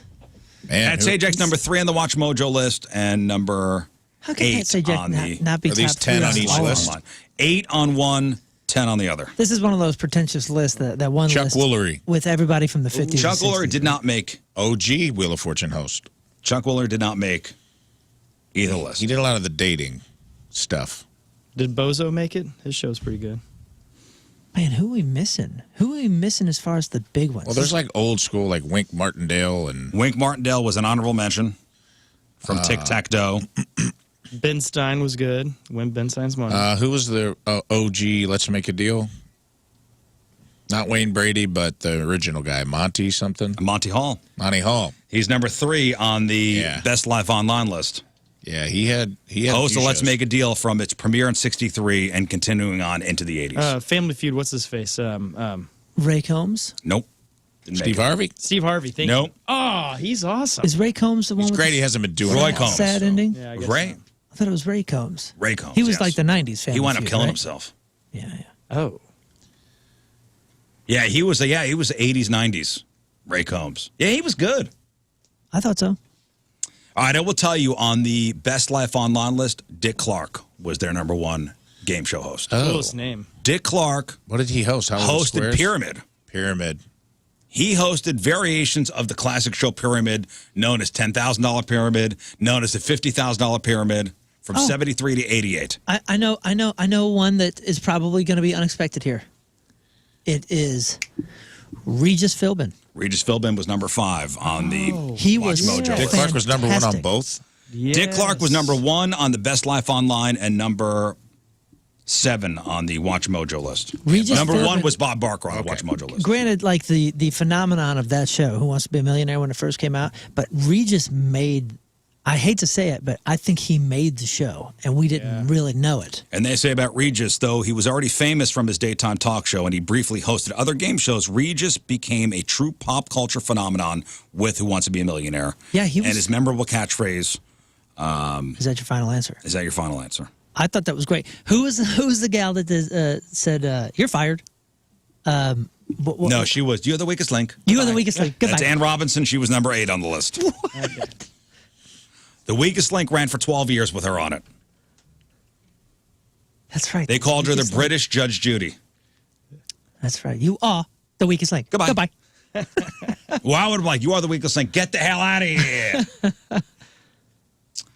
Gene Rayburn from the Ratch Game was number 9, and the Takeshi Kaga from Iron Chef, known as the chairman, was number 10 on that list.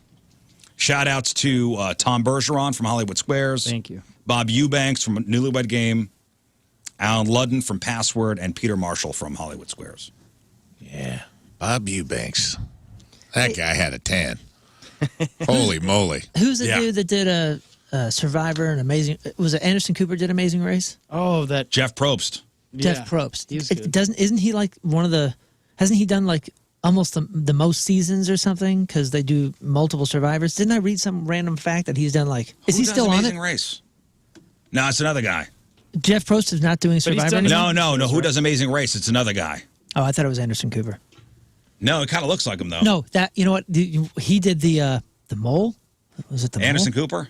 Yeah, he did one of those. What did Bert Convy do? When they were throwing tons of those out there? Who? Bert Convy. Tim and Chris's father. The mole. Yeah, Anderson Cooper hosted the Does mole. anybody remember Bert Convy had like a sweet fro? Let me see. Bert Convy. Oh, he did Password, dude. Oh yeah. Yeah, this guy Dude was looks like he a Barry. did Password. Looks like and a I Barry think very Manilow handsome. stand-in. I think he did Pictionary. This is a Barry. This is a Barry Manilow stunt this double. This is Where's the he from? man, yeah. Brentwood? Are the Convies related to this cat? The convicts from next door? Look, hit Wikipedia. We'll just assume. Don't research that. We just assume they are. St. Louis's own. It gotta be, right? St. Louis's own, baby. I was goofing. Nepo babies. I can't wait to rub it in their face. Let's see. Does it have? Look at that. Born in St. Louis, died in Brentwood. Played 2 in years Los of minor Angeles. league Los baseball for the Angeles. Philadelphia Phillies. Huh. Look at that. Had a top 10 hit. What? in music called Black Denim Amanda. Trousers and Motorcycle Boots. All right, put This him in guy's, number look one. at the onion of Bert Convy. He's number one. He goes up. Was in Fiddler on the Roof on Broadway. Wow. A true Renaissance man. Guy is a Renaissance man. Drove an ice cream truck. Oh my gosh. Hosted What's My Line, Password, Super Password, He also was an actor that appeared in a movie called A Bucket of Blood. Match Game. Wow. Well, Win, Lose, or Draw. I remember that one. That's Oh what my I remember gosh. him from. He did Win, Lose, or Draw? Yeah, which That- I think I was mistaking for Pictionary. That show was great. Wasn't it basically the same rules? Yes. Win, lose, or draw. Oh, I Good love it. game. That was a good game when it came out, dude. People shouting stuff. Well, While they that- tried to draw the pictures. I would have to say, in my opinion, Bob Barker's probably the number one game show host of all time. He is. Yeah, and he's another Missouri guy. Or he went to college down in Drury at Springfield and high school at Central. Wow. Phil Keegan is Amazing Race. Or is it Kogan?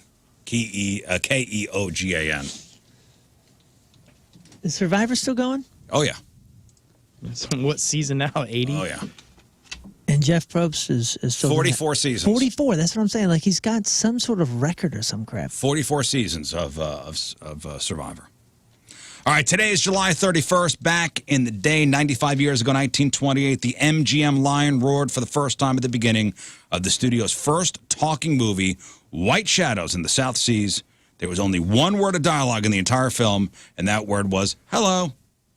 34 years ago, 1989, Nintendo's Game Boy released in the U.S. 32 years ago, 1991, Hot Shots hits theaters. Oh my gosh. I saw that at the Route 66 drive-in. That's now a Schnucks and it used to be a Builder Square. I forget what else is there now, but that was our drive-in. It was like it's a half a block from my house. We had a fort behind it. And that was one of the few movies that I saw with sound that I actually paid to get into. And we were sitting in my friend's mom's minivan, and we saw Hot Shots and Doc. I don't want to get this wrong. Doc Hollywood. Doc Hollywood with Michael J. Fox. Yeah. That was Man, 32 Ooh, that one years scene. ago. It was Water it scene. was one of the best experiences of my life. It was seeing a drive-in before they were pretty much all gone. Yeah. And Hot Shots, man, I remember hysterically laughing out loud. It was just like it hit me at the right week of my life. Yeah. And it was Sure. one of the funniest movies I'd ever seen. We were just talking. I was talking to another comic about that, and I'm like, are we Friday night after the show? What our generation? There seems to be a void right now of those types of movies of like The Airplane, Leslie Nielsen. the Leslie Nielsen Yep. type, Naked Zucker Gun, films. Hot Shots. Like they'll do occasionally like they're of Scary lesser movie. Yeah, they'll do those. So they did like the adventure movie one where it was like Pirates of the Caribbean. They like spoofed Pirates of the Caribbean.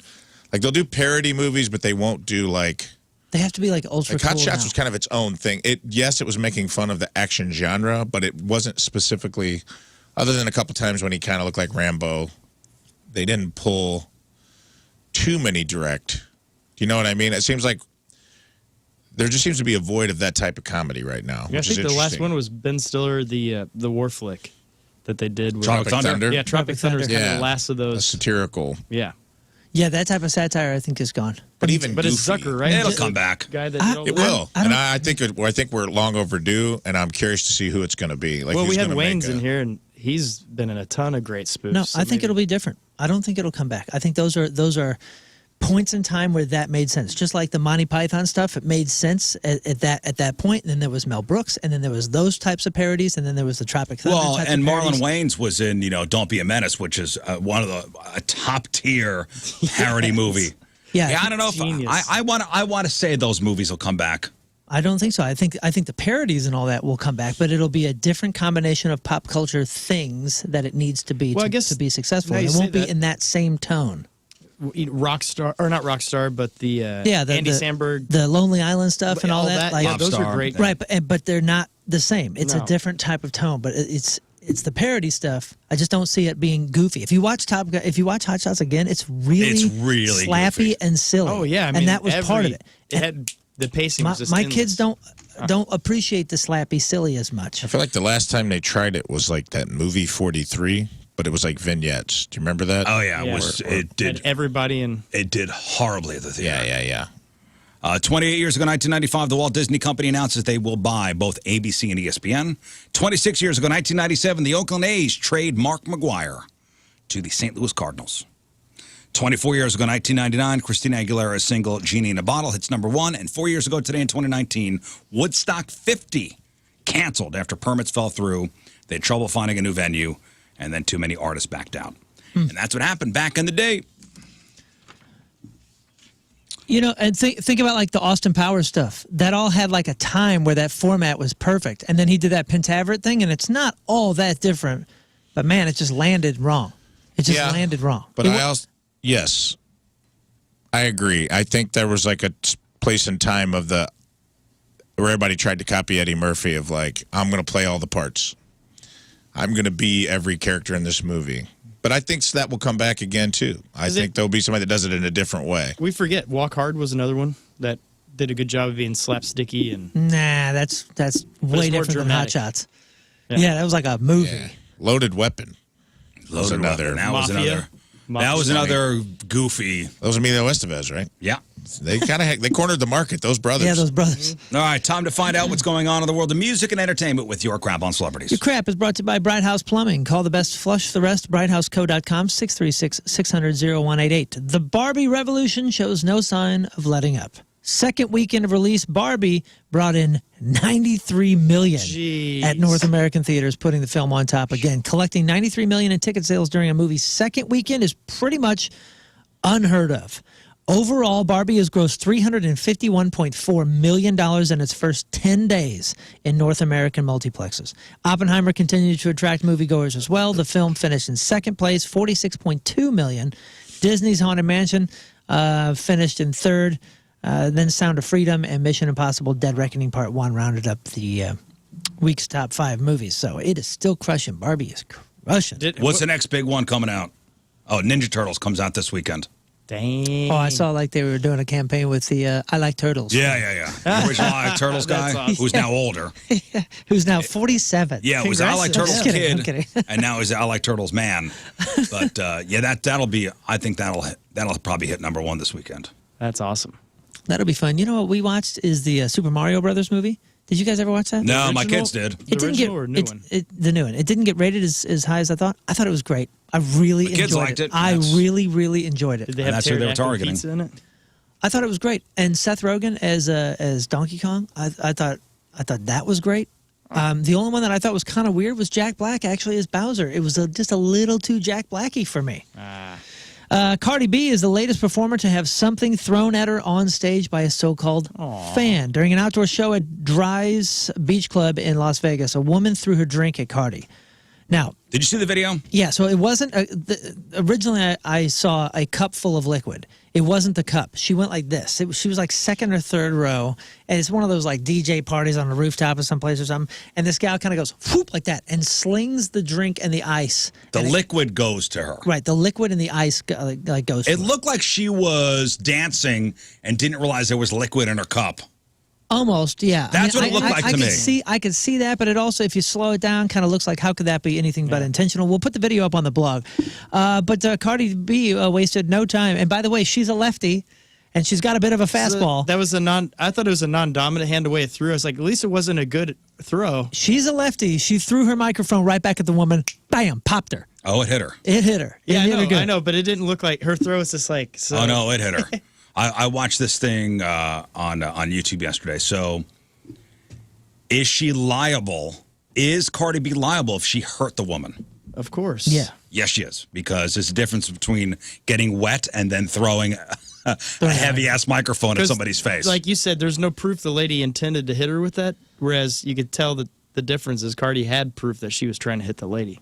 Yeah, it's assault, but she responded by throwing that microphone. Security did escort the offender out, even though Cardi had no microphone and was clear. When she threw it, the track didn't stop. Oh, yeah. And neither did the singing. Oh, yeah, the singing did At not all. stop. At all. The vocals continued loud and clear at normal volume as if the mic never worked anyway. Although now I read a couple things. Now with these kind of rap performances, they usually rap over it, right, and it's like mixed down, almost like a double. This didn't sound like a double, guys. And here's Milli Vanilli style. Yes, but here's the crazy part. Nobody cares. The weirdest thing that's happened here in the last 10, 15 years is nobody cares. And this is what you're getting with rock bands nowadays, too. A lot of your favorite rock bands, they're faking it. I saw quite a few things online comparing her to Milli Vanilli, which is you cannot make that comparison at all. Milli Vanilli didn't sing any of their stuff. There was a different group doing... But there's no proof she's singing any of her stuff. There is proof. I mean, there's video of her actually rapping and actually doing it in the studio. And it's Cardi B actually performing the backing tracks. Milli Vanilli didn't perform anything. They just danced. That was the only performance they did. You can't compare. So you're just paying for her appearance. No comparison in that way. But it is weird that nobody cares these days. Yeah. More bad news for the childhood star Zachary Ty Bryan. Anybody remember this guy? 3 first names? Yep. Was he the youngest? Oldest brother. He was the oldest brother. Oh, the oldest. That's right. He had that sweet mullet for a minute there, remember? Well, he found himself in an Oregon jail for alleged domestic violence over the weekend. Eugene PD says that the home improvement star was arrested Friday for felony assault in violation of the Abuse Prevention Act. That is when somebody is accused of attacking somebody else who had previously been granted a restraining order against them in relation to the violation. The police got a call for a reported physical dispute between a male and a female at a Eugene residence. When they arrived, Zach was long gone, but police tracked him down, took him to jail. He was booked and currently remains in custody. The details of the latest alleged incident remain unclear. Now, back in 2020, he was arrested for fourth-degree assault, in addition to strangulation and interfering with making a report. At the time, he was accused of roughing up his then-girlfriend. He ended up pleading guilty to 2 lesser charges. Strangulation. Yeah. Damn. And he said that it was blown out of proportion. Since then, Zach has actually ended up getting engaged to that girlfriend that he was accused of attacking in 2020. They have 3 children together. Oh, man. And his new show is called Jail Time. Yikes. Hard to imagine The Office without Steve Carell as Michael Scott, but he's not the only actor who was considered. There were even 2 guys that were offered the part before him. I didn't know this. My daughters are big, giant Office fans, and they're going to love this information. Both Paul Giamatti and Philip Seymour Hoffman turned down the role. Louis C.K. read for the part. He had a holding deal with CBS, so he couldn't do it. Rainn Wilson went after it. But thank God he ended up playing Dwight because, who would have done that better? Patton Oswalt, Adam Scott, and Bob Odenkirk also tried out. Oh, my gosh. Office fans knew that Odenkirk appeared in the final season as a very Michael Scott-esque office manager that Pam interviews for a potential job in Philadelphia. But isn't that crazy? Paul Giamatti and Philip Seymour Hoffman. Yeah, it would have been a different tone for sure. Yeah. Speaking of different tone, I've been watching a lot of Yellowstone, and I've had nothing but Kevin Costner on my TV, and his estranged wife, Christine Baumgartner, has moving trucks backed up to the front door, bolting their home with a few days to spare for her court-ordered move-out day. Now, multiple vehicles were spotted arriving at the Costner Oceanfront State in California, and there was U-Hauls seen leaving the property. Christine leaving Kevin's property was part of the prenup they had both agreed to when they got married in 2004, that she has to be out of the home by the end of the month. So, last day. See ya. Get out. Speaking of the L.A. area, business is booming. So says a doctor of the Beverly Hills Center for Plastic Surgery. He told TMZ that he's working 7 days a week because actors are using the downtime to go under the knife and recover without being noticed or missing work. So get ready to see some rejuvenated celebs once the strike comes to an end. So they're taking advantage of that. Horror fans are buckling up for the most disturbing installment of the Saw franchise. We will put the trailer up on the blog. It looks interesting, but then doesn't. I've never seen a single minute of Saw. This is the 10th entry in the iconic Scream franchise. Pretty wild. Sean William Scott, another 3 first-namer. Yeah. Forever known as Stifler from the American Pie movies. How much do you think he got paid for the first American Pie movie? Probably It was next his to first. nothing. It was his first role, wasn't it? First role, pretty much, yeah, I would say. I'm saying Not he was much. in a lot of it though. He was in a ton of it. Probably so I'm going to scale. go $10,000. Close. $8,000. 8? 8. Yep. He revealed his salary last year, but for some reason the internet just discovered the video. He said, quote, I remember afterwards I bought a used Thunderbird for like $5,000 or $6,000. I'm like, oh yeah, baby. Yeah, but if that was his first role, That's quite a good first role to land. I mean, I don't know. You know, I'm sure in the sequel he did a lot better. Yeah. And made his money. But So the he first role, he how filmed, do you know? He filmed the whole thing, cashed a check, bought a $5,000 Thunderbird, and he was working at the LA Zoo as a churro guy. That's pretty awesome. He's not complaining, right? No. He was just talking about like okay. that was his He had life. Just a fun he's had a fact. good run since then. He is reportedly worth $25 million. Yeah, he's So he all did right. okay. Wow. Yeah. Members of Def Leppard and Motley Crue recently sat down with Tara Brown of Australia's 60 Minutes. So they were on like a full-blown like 60-minute show, and they were talking about retirement. But both of them, Def Leppard and Motley Crue, say absolutely no plans for them to slow down. Joe Elliott said, no, God, I'm not even legally at retirement age, so it's not even on the horizon for me. Never crossed my mind because we enjoy doing what we do. We always have. Long may it last. The guys from Motley Crue are in firm agreement. Nikki Sixx said, I feel like our middle finger is about to go higher. I think we're kind of in the we don't give an F phase of our career. Motley Crue's set list for the world tour has remained very similar to the one from last year's So stadium brave, tour. It's the guys. same thing. Opening the show. They go through about a 15-song set still. Shout out the Devil, Home Sweet Home. So brave, right, Rafe? So Still brave. ready to give that So Nikki brave. Sixx that middle finger in the air. That's right. Still rock and roll, baby. Wowee. So brave. Now, you and me, big Star Wars fans. Yes. We actually had somebody email over about, if we ever go to Disney, make sure we spend an entire day at the whole Star Wars, whatever's the Star Wars world? Galaxy's Edge or something. And that one Well, for the smooth-talking, cape-wearing smuggler, as we know, as Lando Calrissian, might be returning to a full-blown show. Now, it was first announced that Star Wars series around Lando was going to be, developed. This is the hero that was first played by Billy D. Williams, later by Donald Glover in Solo: A Star Wars Story. And I thought he did a great job. I did too. The creator for Dear White People, Justin Simeon, was attached to write and develop the original that we had heard about like a year or two ago. Well, he turned his sights on directing the new Haunted Mansion movie, and now it's been confirmed that he's left the project, and Donald Glover and his brother Stephen Glover are now attached to write the new Lando. Two brothers are frequent collaborators, having worked on shows like Atlanta and Swarm, and apparently the pair got involved with Lando before the start of the writer's strike, so they'll be working on I that gotta when that stop comes back. watching all the Star Wars stuff. I was Star Wars down, I'll be honest with you. Yeah, me too. And everybody says that the last one that came out Andor, I didn't was watch it. great. I need to get back into it. It was good. A seismologist I watch it. examined the seismic activity generated from 2 Taylor Swift The Eras Tour concerts in Seattle. And they said it was equivalent to that of an earthquake. A Washington State seismologist examined seismic wave data from the station located just outside of Lumen Field in Seattle, where Swift performed concerts on the 22nd and 23rd as part of the Eras Tour. The activity from the stadium on those nights caused seismic activity equivalent to a 2.3 magnitude earthquake. She said, quote, for Taylor Swift, I've collected about 10 hours of data where rhythm controlled the behavior. The music, the speakers, the beat, all that energy can drive into the ground and shake it. And it made a 2.3 magnitude earthquake. Killing it. Killing it. Okay, every good show needs a cool joint for its characters to hang out at. A writer at BuzzFeed ranked the 18 favorite sitcom hangout spots. What would be on your list? Number 1 is Monk's Cafe from Seinfeld. Boom. Monk's Cafe is Next topic. number 11 from Seinfeld. Number 11. Central Perk. Yep. Central Perk comes in at number 7 from Friends.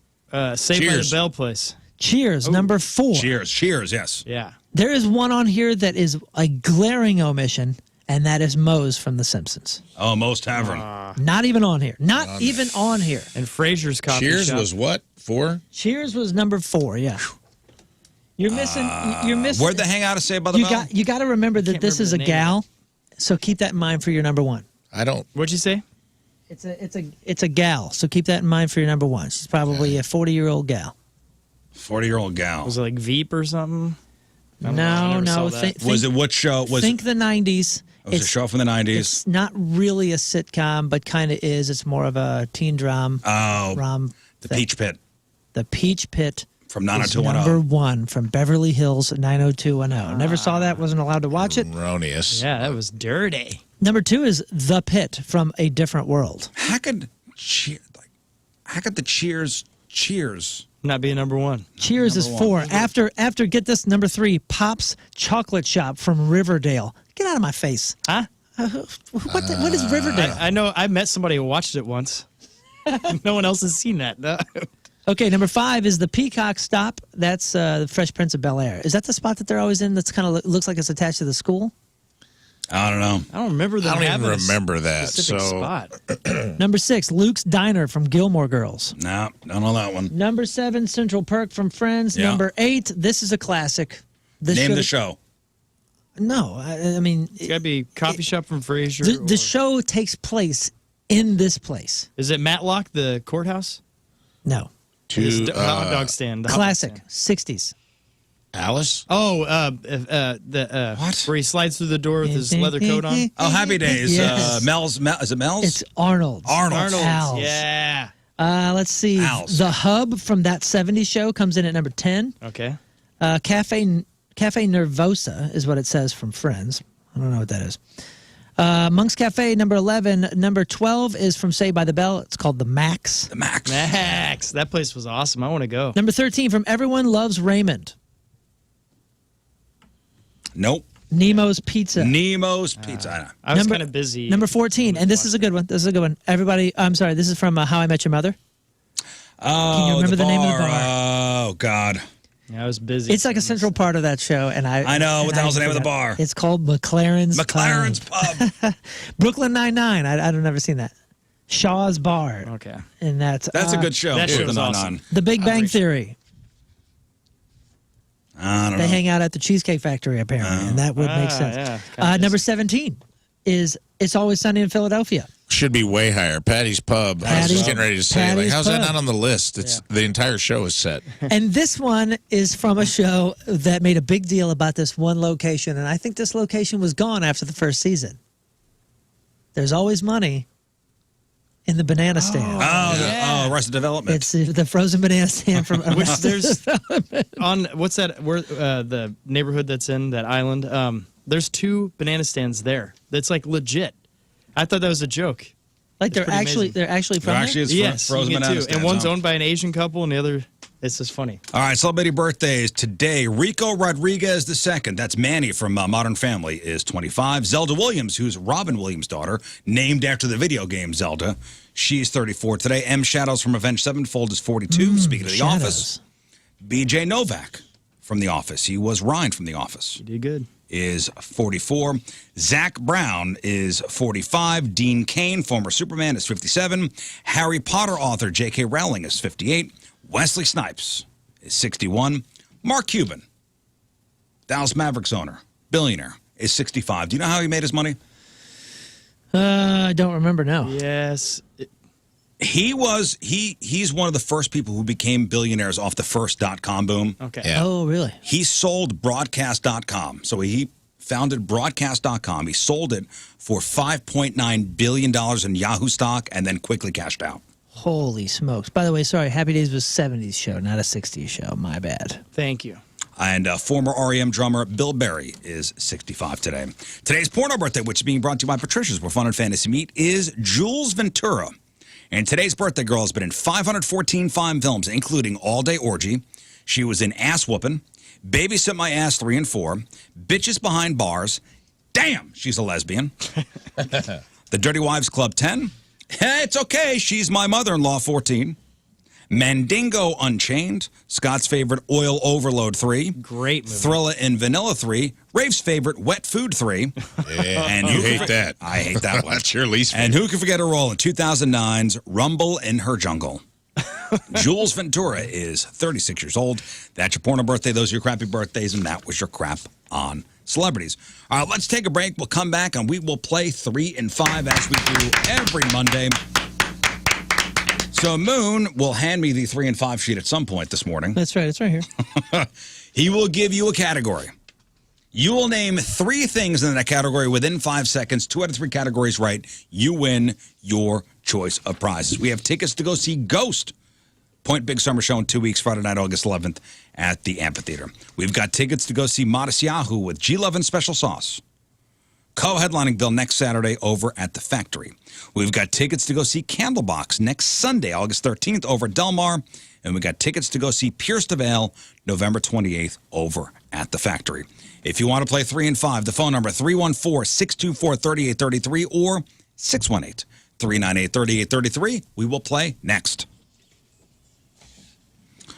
But first, a quick break. Evanescence. We've all sold a house before, right? Yes. Nope. Have you ever sold a house, Rafe? No. Oh, you've never? Nope. One of the biggest mind deafs about selling a house, especially if you're still living there, is when you have to leave, and then the realtor comes, and there are people in your house, the house you live in, Oh, right. looking around. Showings and things? The showings. Just the fact that strangers just walking through your house. Now you prepare for that. You put away the expensive stuff, or you hide things. You make your house look obviously as presentable as possible because you want to sell it. But there's still people in your house rooting around. It's weird. They're going to use your bathroom too, all that kind of stuff. Not everybody picks up, by the way. They're also going to judge your decorations. Oh yeah. Don't put a camera up unless you want to know something about yourself. Like they're going to come in there and be like, that tile, that's a no. Yeah. People are going to come in. So outdated. Yeah, they're going to come in and roast you, dude, because they want. Even if they love it, they're going to find stuff they don't like because they're trying to negotiate, you know? I mean, you're trying to sell your house. I don't care what you do with it. Although it still maybe hurts a little bit. What you think is like, oh, look at my style. Everybody's going to love this. Yeah. We've gone to look at houses and they're like duty still in the toilet. That's happened. Yeah, we twice. I bought a house actually that walked through the showings. I mean, it was remarkable how dirty it was. Like the actual Gross. house. I mean, it was just like hair and dirt and just like things on the floor that you could visibly see. The walls were, I mean, like the area around doorknobs, on the doors were like nasty. It's like, these are simple things to clean up before somebody's coming in to possibly purchase. We looked for a house in Soulard back in 07, like a nice house in Soulard. And we were almost ready to pull the trigger, but I could not get past the fact that the owner left a turd. I couldn't get past it. Couldn't get past it. That's Probably that's an episode of Curb Your Probably my Enthusiasm. dream home. Couldn't get past That it. guy's dookie probably saved you a whole different And you know what? trajectory. I'm glad we didn't buy it. That was a holy deuce. I'm telling you, Yep. man. That was a divine deuce. Serendipitous. It was fine. In the long run, I'm glad we didn't buy it. But that did prevent me from buying the house. Changed your life. Changed my life. We looked to our house in Kirkwood once. The guy could have at least put away his bong and weed. Yeah. Could have at least put it away. Nah. I never knew about your life-changing BM. Oh, yeah. This story out of Kamloops, British Columbia. Kamloops is Nice freaking area. sweet, by the way. A real estate agent has been fined $20,000 after being caught on camera drinking milk straight out of the jug at a house he was showing. And this could happen. 20 G's. $20,000. Well, it's 20,000 Canadian. What's that, like $5? Yep, $5. That's $5 American. There's people out there going to believe you. So this realtor, a guy named Mike Rose, was alone in the house, and he was waiting for his clients who were interested in buying the property. He went to the fridge to find water, but instead just swigged milk straight from the carton, like straight from the container, like a savage. And then he put it back in the fridge. The owners of the house saw him drink the milk when they reviewed footage from a surveillance camera, confronted him about it 2 days later. He apologized for his actions. He was told, "You are not welcome in this home. We are going to replace you as our realtor." He says his behavior was out of character. He was, quote, unusually dehydrated. Yeah, good old hydrating milk. Oh, I blamed that on a new medication. He was unusually dehydrated at the time because of a new medication, and he was under considerable stress. Oh, he had stress. Bummer. So he's got to pay a penalty of $20,000 and $2,500 in enforcement expenses. So he's got to pay like the Realty Association $20,000 and $2,500 in enforcement expenses. Damn, that is a penalty. Yeah, it's $15,000 in the U.S. and A's. So $20,000 in For a in swig Canada of milk. Yeah. For a swig of milk. Worth it. Hope so. Well, they got 3% up there, so could be good stuff. Hope it was worth it. That's wild to me. Do you guys? I don't know if you'll admit to this or not, but I'm gonna lob it out there because I think it's tangentially related. Go ahead. Do you, when you're at someone's house, do you go to the bathroom? You take a peek at the medicine cabinet? I have done it in the past. I have not done it in Long 20 time. years. Yeah. No, I don't want to be disappointed. I'll admit it. And I've done it in the past. I also think, I've seen too many goofy movies where they rig it so there's like a ton of marbles or something to fall out. So you're like, I'm not even messing with it. Yeah. I would like to say I'm not a snoop type person, but when I am alone in your bathroom, I turn into an amateur detective, trying to learn as much as I can about your life, and I'm judging. And that's what it was. It was. I'm looking in the shower. Do you pull the shower curtain back? Do you look in? I've done that. Yes. Yeah, I take a peek. Again, I've not done this in many, many years, so don't come at me with that. Like, I haven't done it like last week. I'm taking a peek. Well, I'm just going to be honest with you. I'm looking. I'm going to see what's You going still on. looking? Not always, but every once in a while I get a case. A case comes across my desk. I turn into Rafe Wiliams PI, pork steak PI. I just got to get to the bottom of what's going on. I might peek behind your shower curtain and be like, let's see what they're using. Cool. If I open your shower and I see just like a bar of soap with a hair on it and no other products, I'm like, your life is out of control. You're a You'll serial put somebody killer. in a category. Yeah, I'll be like, this person's like, this is, because you need to know where they fall in your circle of trust. And that's why I don't look anymore. Yeah. I won't dig super deep, but if I'm washing my hands, You're not going to move stuff. You may just open it. I might open the cabinet.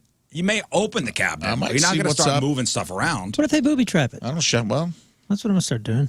I think Go ahead. People going on my stuff. And you're then being eerily and then quiet, you go, by the way. I asked a question. You didn't really And then you respond. go, I was looking Are for you- tweezers. I don't really invite anybody in my house anymore. But no, I don't. I'm sure I've done it in the past because I can't say I've never done it. But I definitely have no memory of it, and it's certainly not a habit.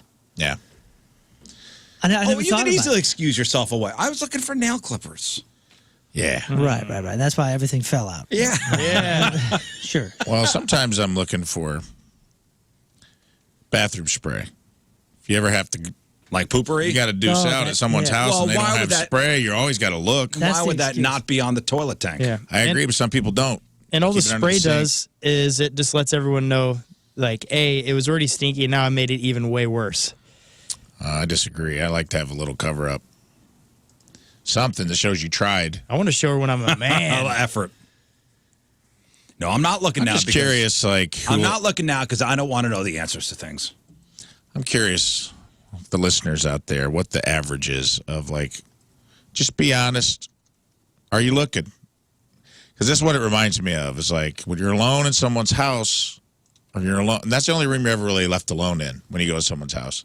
You don't really get left alone in any other rooms. So I just wonder how many of us. This guy's getting fined $15K for taking a drink out of a milk carton. Now I agree it was gross.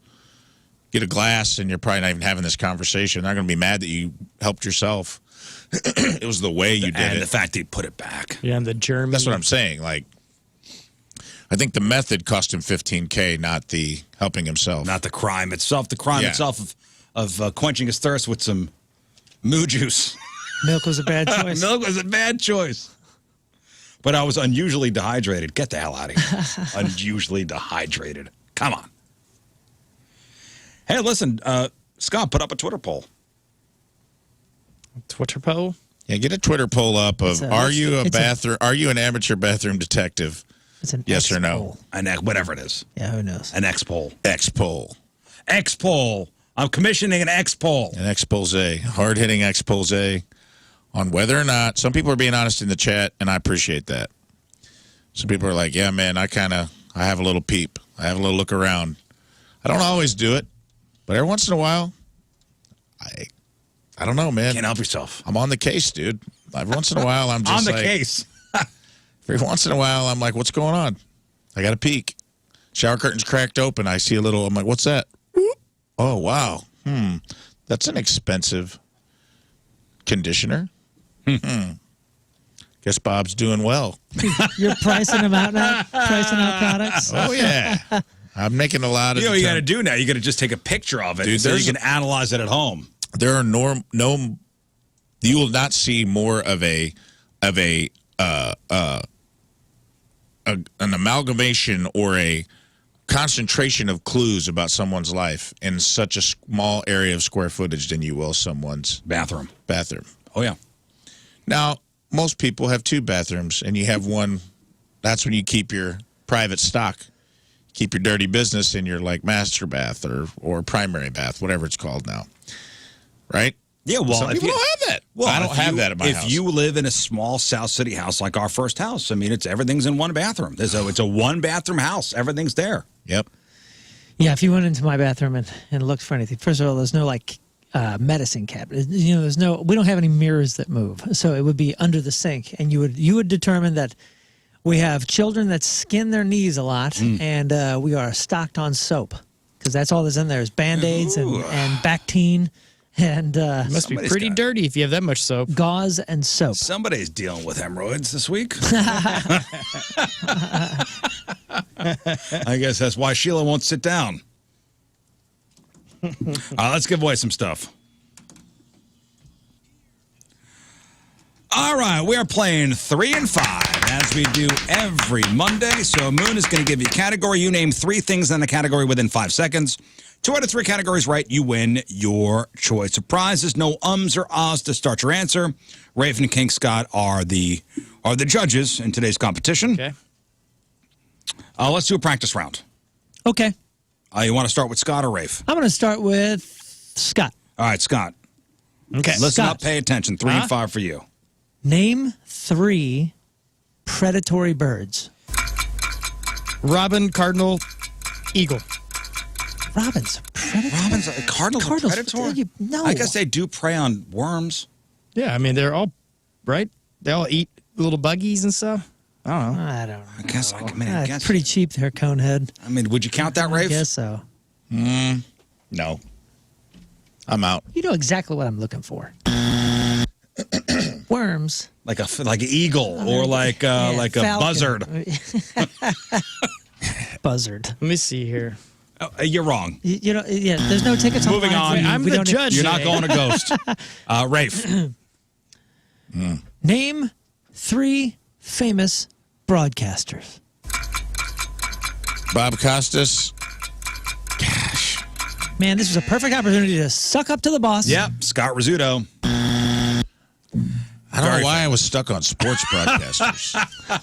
And you could just think of Bob Costas. That was it. I was like, The Bob Bucks? Costas, Al Roboski was popping in my head right when I knew the buzzer was coming. I don't know why my brain just went to sports broadcast. I wish But there were, even still. I wish there were tickets to take away from both of you. Yeah, you are definitely not going to see Ghost. Come on, man. This guy. Yeah, you could count those Pierce the Veil tickets right out. Yep. Guess what? He's already got tickets. I Oh, knew it. he's I knew it. well, then You take already him had back. You already tickets. bought them. All right, Mike and Crestwood. Good morning, Mike. Whatever it is, happy birthday. Thanks, buddy. 8 days. Let's play. 18 days to our birthday. Oh, 18 days till 18 days to my birthday. Your birthday too? Same day, sir. Oh, there Nice, happy birthday. we go. August 17th. Here we go, Mike. Okay, name 3 famous people named Bob. Costas, Evans, and Saget. Bob Evans. Great. What a great reference. What a great. I would almost give 2 points for the Bob Evans reference. you didn't, Nope. you didn't get it in time, but Bob Evans was a great answer. In my book, I'm giving it to you. I'm giving you double gotta be a credit real for guy. Bob Evans, but Moon's not going to let me do that. So. Nope. Rules is rules. Rules is rules. Rules are rules, but All right, guess come on, what? Mike. Name 3 stringed instruments. Guitar, bass, violin. Yes. Nice. On it. All right, come on, Mike. Here we Name 3 cities that start with the letter C. Chico, Chickasaw, Capsaw. What was I was a that? truck driver. They're mostly in Ohio. Okay. what was that so first he one? said, what was the first one? Chicago. Chicago, Chickasaw, Capsaw. Chickasaw and Capsaw. I'm going to believe you. But, hang on, Mike. You win. Say Nice Capsaw work. or Capsaw with a CAP? Yeah.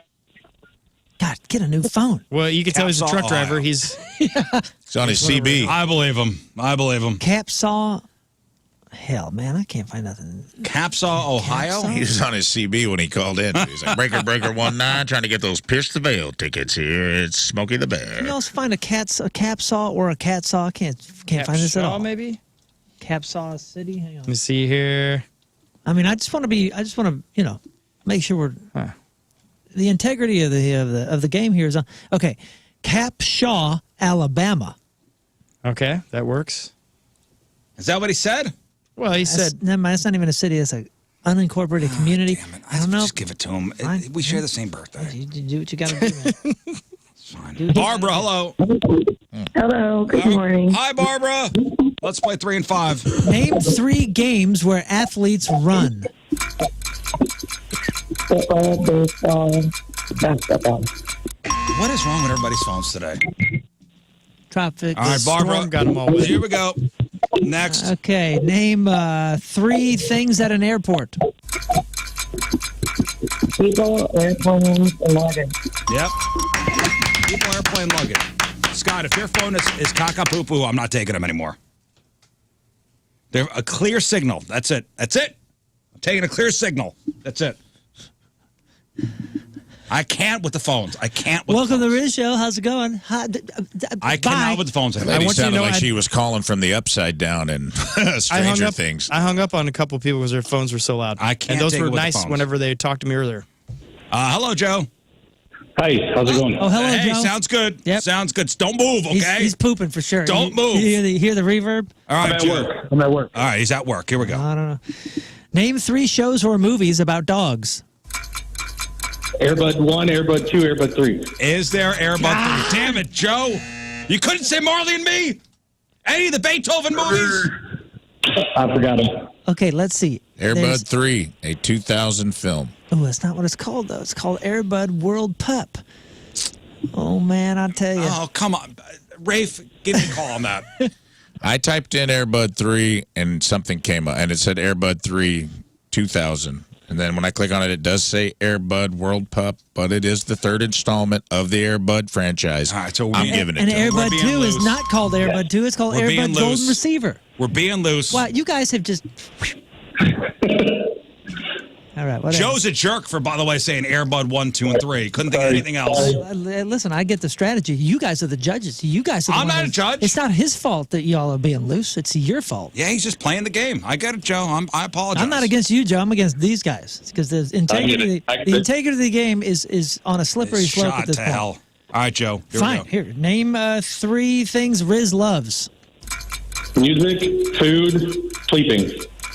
And what was that last one? Sleeping. Oh, that's absolutely true. It's very Thank you, accurate. Joe. Those are the only 3 things I like. Yeah, at the end of the show today, we're just going to be laying out free tickets on the sidewalk. You just want to come by and grab some because we're just handing them out. Matt, hello. Hey guys, how's it going? Hey, Matt. Hey. Here we go. Name 3 animals that crawl. Dog, cat, and hamster. Dog, cat, hamster. Yes. Yes. That crawl? Oh, you got to tighten up now, guys?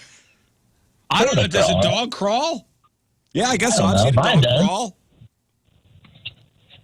What would you say? What are your answers to that, Moon? I'd say centipede, spider, any sort I've of seen a bug dog that crawl.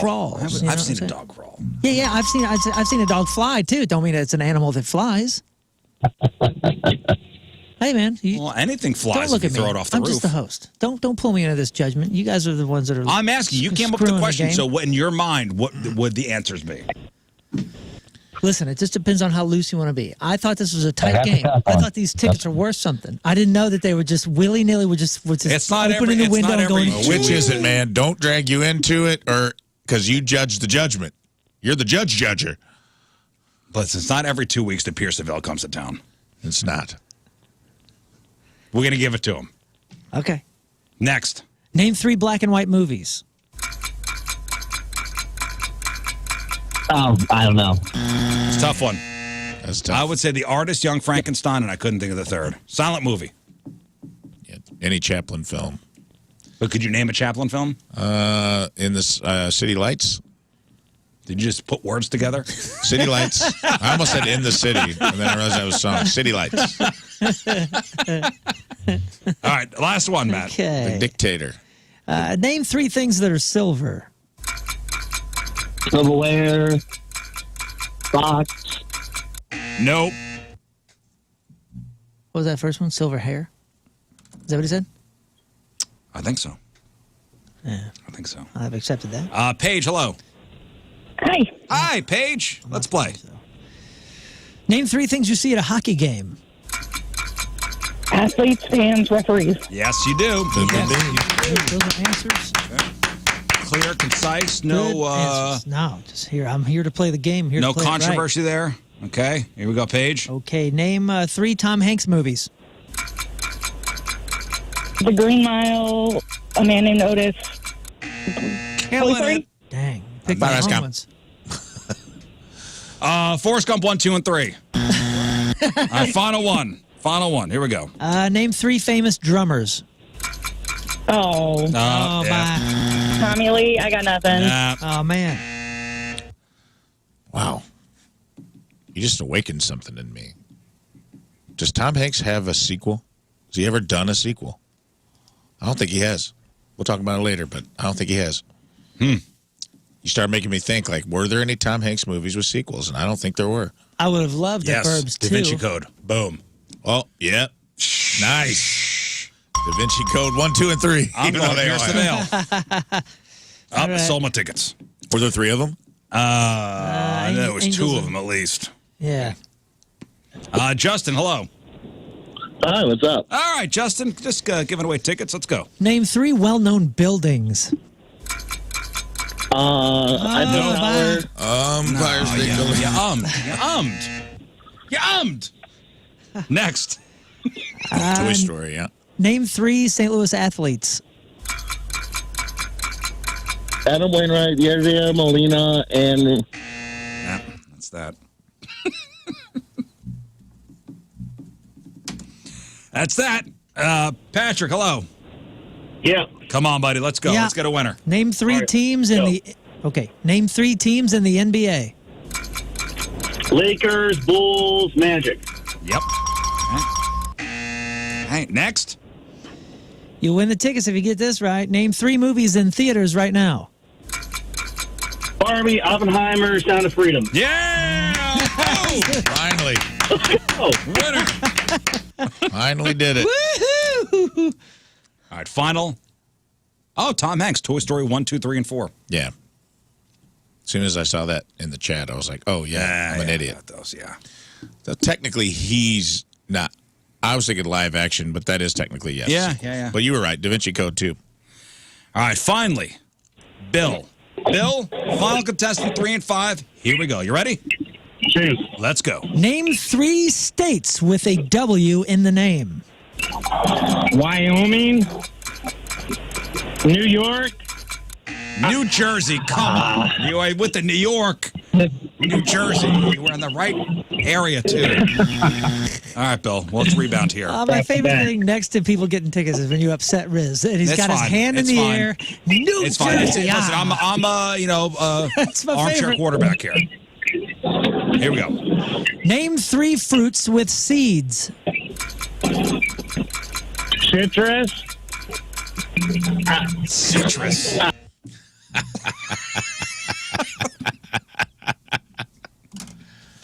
Citrus. That was a real You letdown. could tell it had a question mark on the end, the way he phrased it. Citrus? That was a real letdown. I thought that was a All fruit? Doesn't all fruit have seeds? slow pitch. Yeah, damn near. I mean, It's not the definition of fruit is something with I'm fairly seeds. certain anything you would have said besides what he said would have worked. Any fruit. Yeah. Anything. Apples, grapes, Name a oranges, fruit. lemons. Seeds. Yeah, name a fruit without seeds. You can't. Toy Citrus. Story. Well, citrus. hell, is raspberry? Do raspberries have seeds? Yeah, Is damn that- right they do. They Oh, always okay. get stuck in my teeth. Oh, That's why I don't like raspberries. I apologize. Disappointed. Somebody said bananas, but I'm pretty No, sure there are those, seeds in yeah, there. those weird stringy things in the center. Those are all long All right, seeds. We're going to regroup. We'll take a break. We'll come back, and then we'll talk sex time fun facts. And I got a story about a guy with 2 functional penises.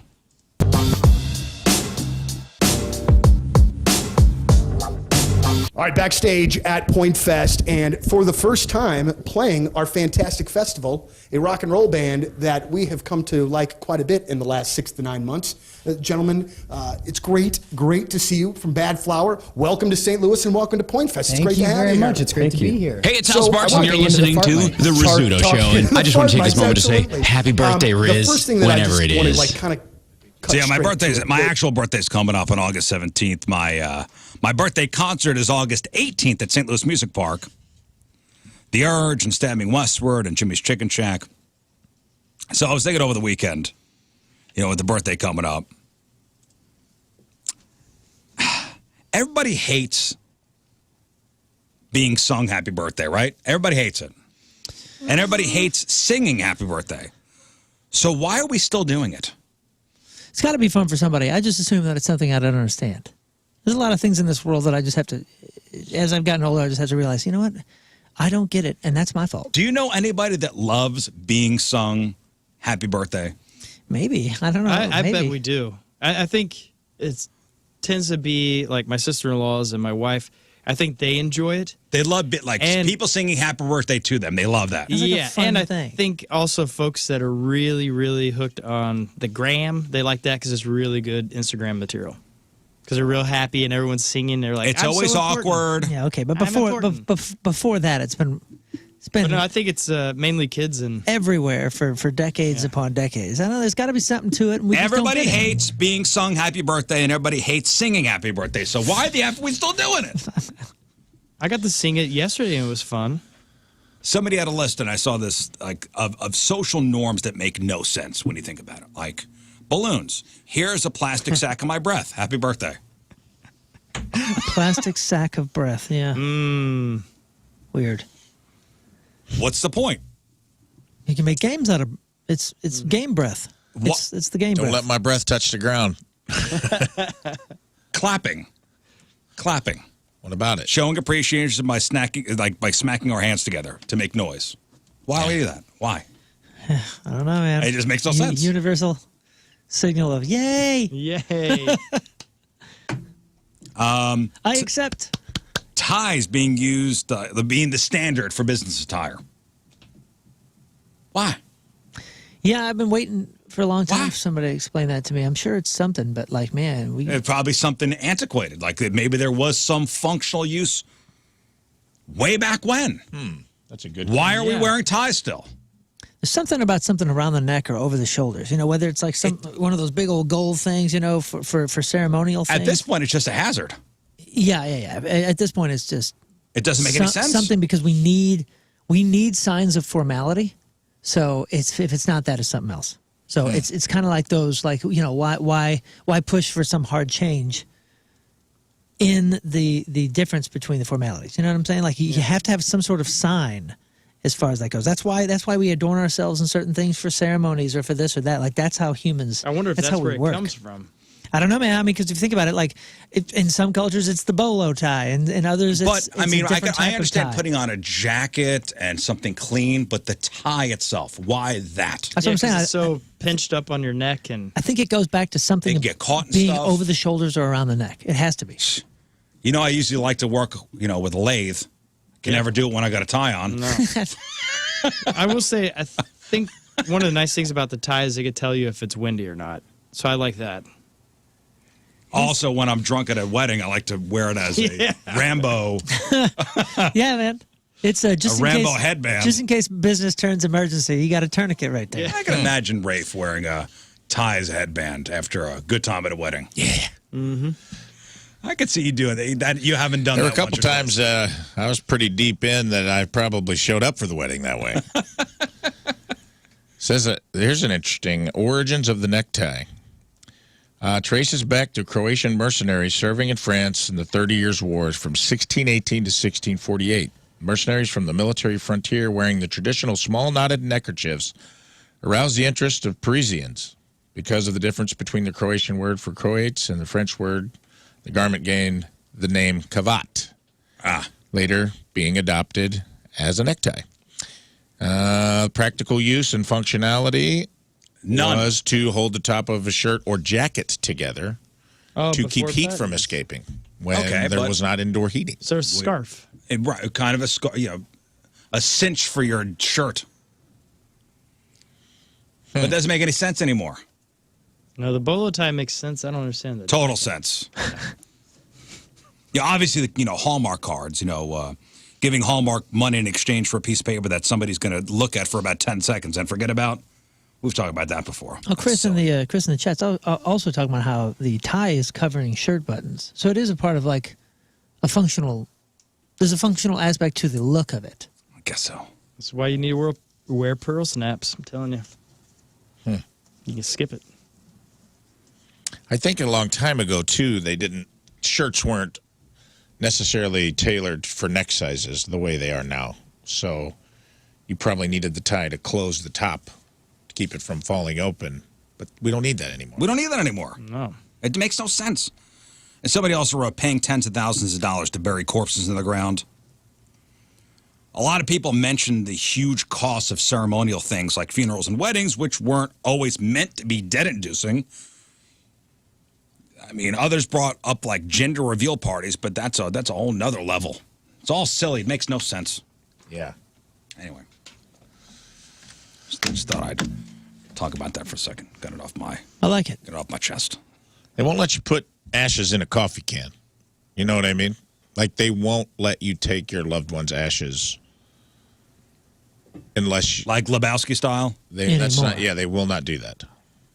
Is there a law? I don't know, but there's like a bottom tier urn that you have to purchase. Well, yeah. I mean, why? Because if I own one of those businesses, I don't want you coming in with the freebies either. You got to buy something. Yeah, but I paid for the corpse. For the cremation. I paid for the cremation. Well, now you got to pay for something else. Oh, come on, man. It doesn't make sense. What do you mean it doesn't make sense? It's business. If I want Nana in a Ziploc bag, yellow and blue makes green, it's airtight, put her in there. Yeah, she wanted it. What if it's in her final wishes? Yeah. What if it's in her last will and testament that she be buried in a Folgers can? Then go bury her in a Folgers can. But you ain't walking out of here with Nana without buying something to put her in. Well, that doesn't make sense. It does. That's part of their business. What Nana didn't want that.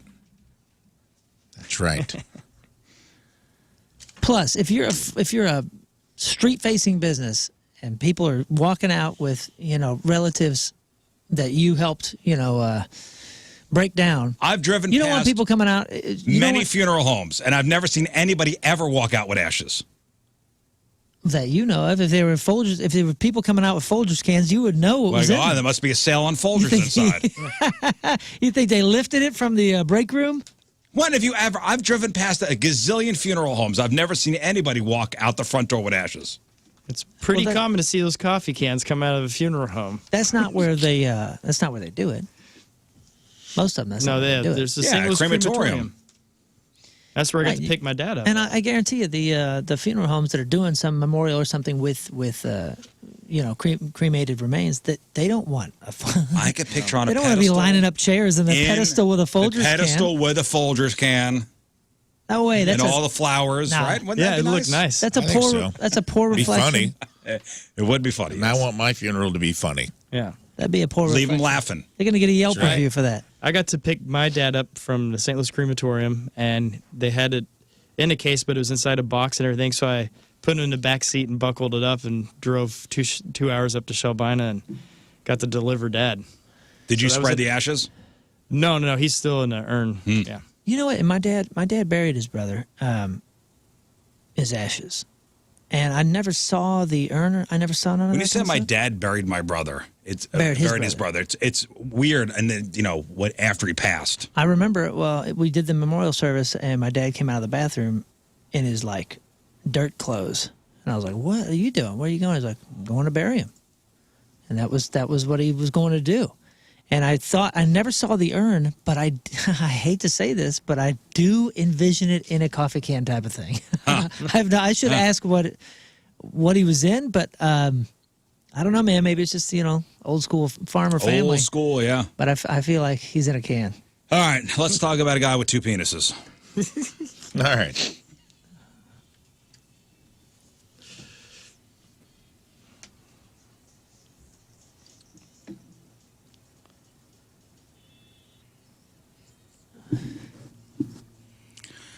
And it's sponsored by Patricia's, where fun and fantasy meet. Let's talk about somebody else, because my uncle was known as 2-Peen George. Oh, I didn't know that. I'm just kidding. Do you have diphilia? I think that's how you pronounce it. I don't know. I'm just kidding. It's something that has a name. It's diphilia.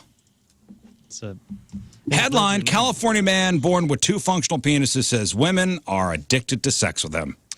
You know what?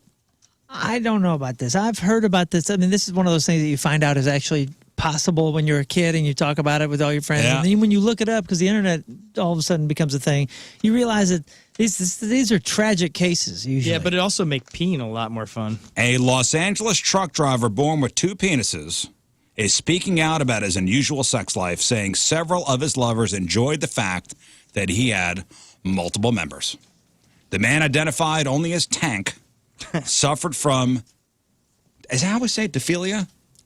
Diphalia? Diphalia? Damn it. It's phallic and I was practicing before the show.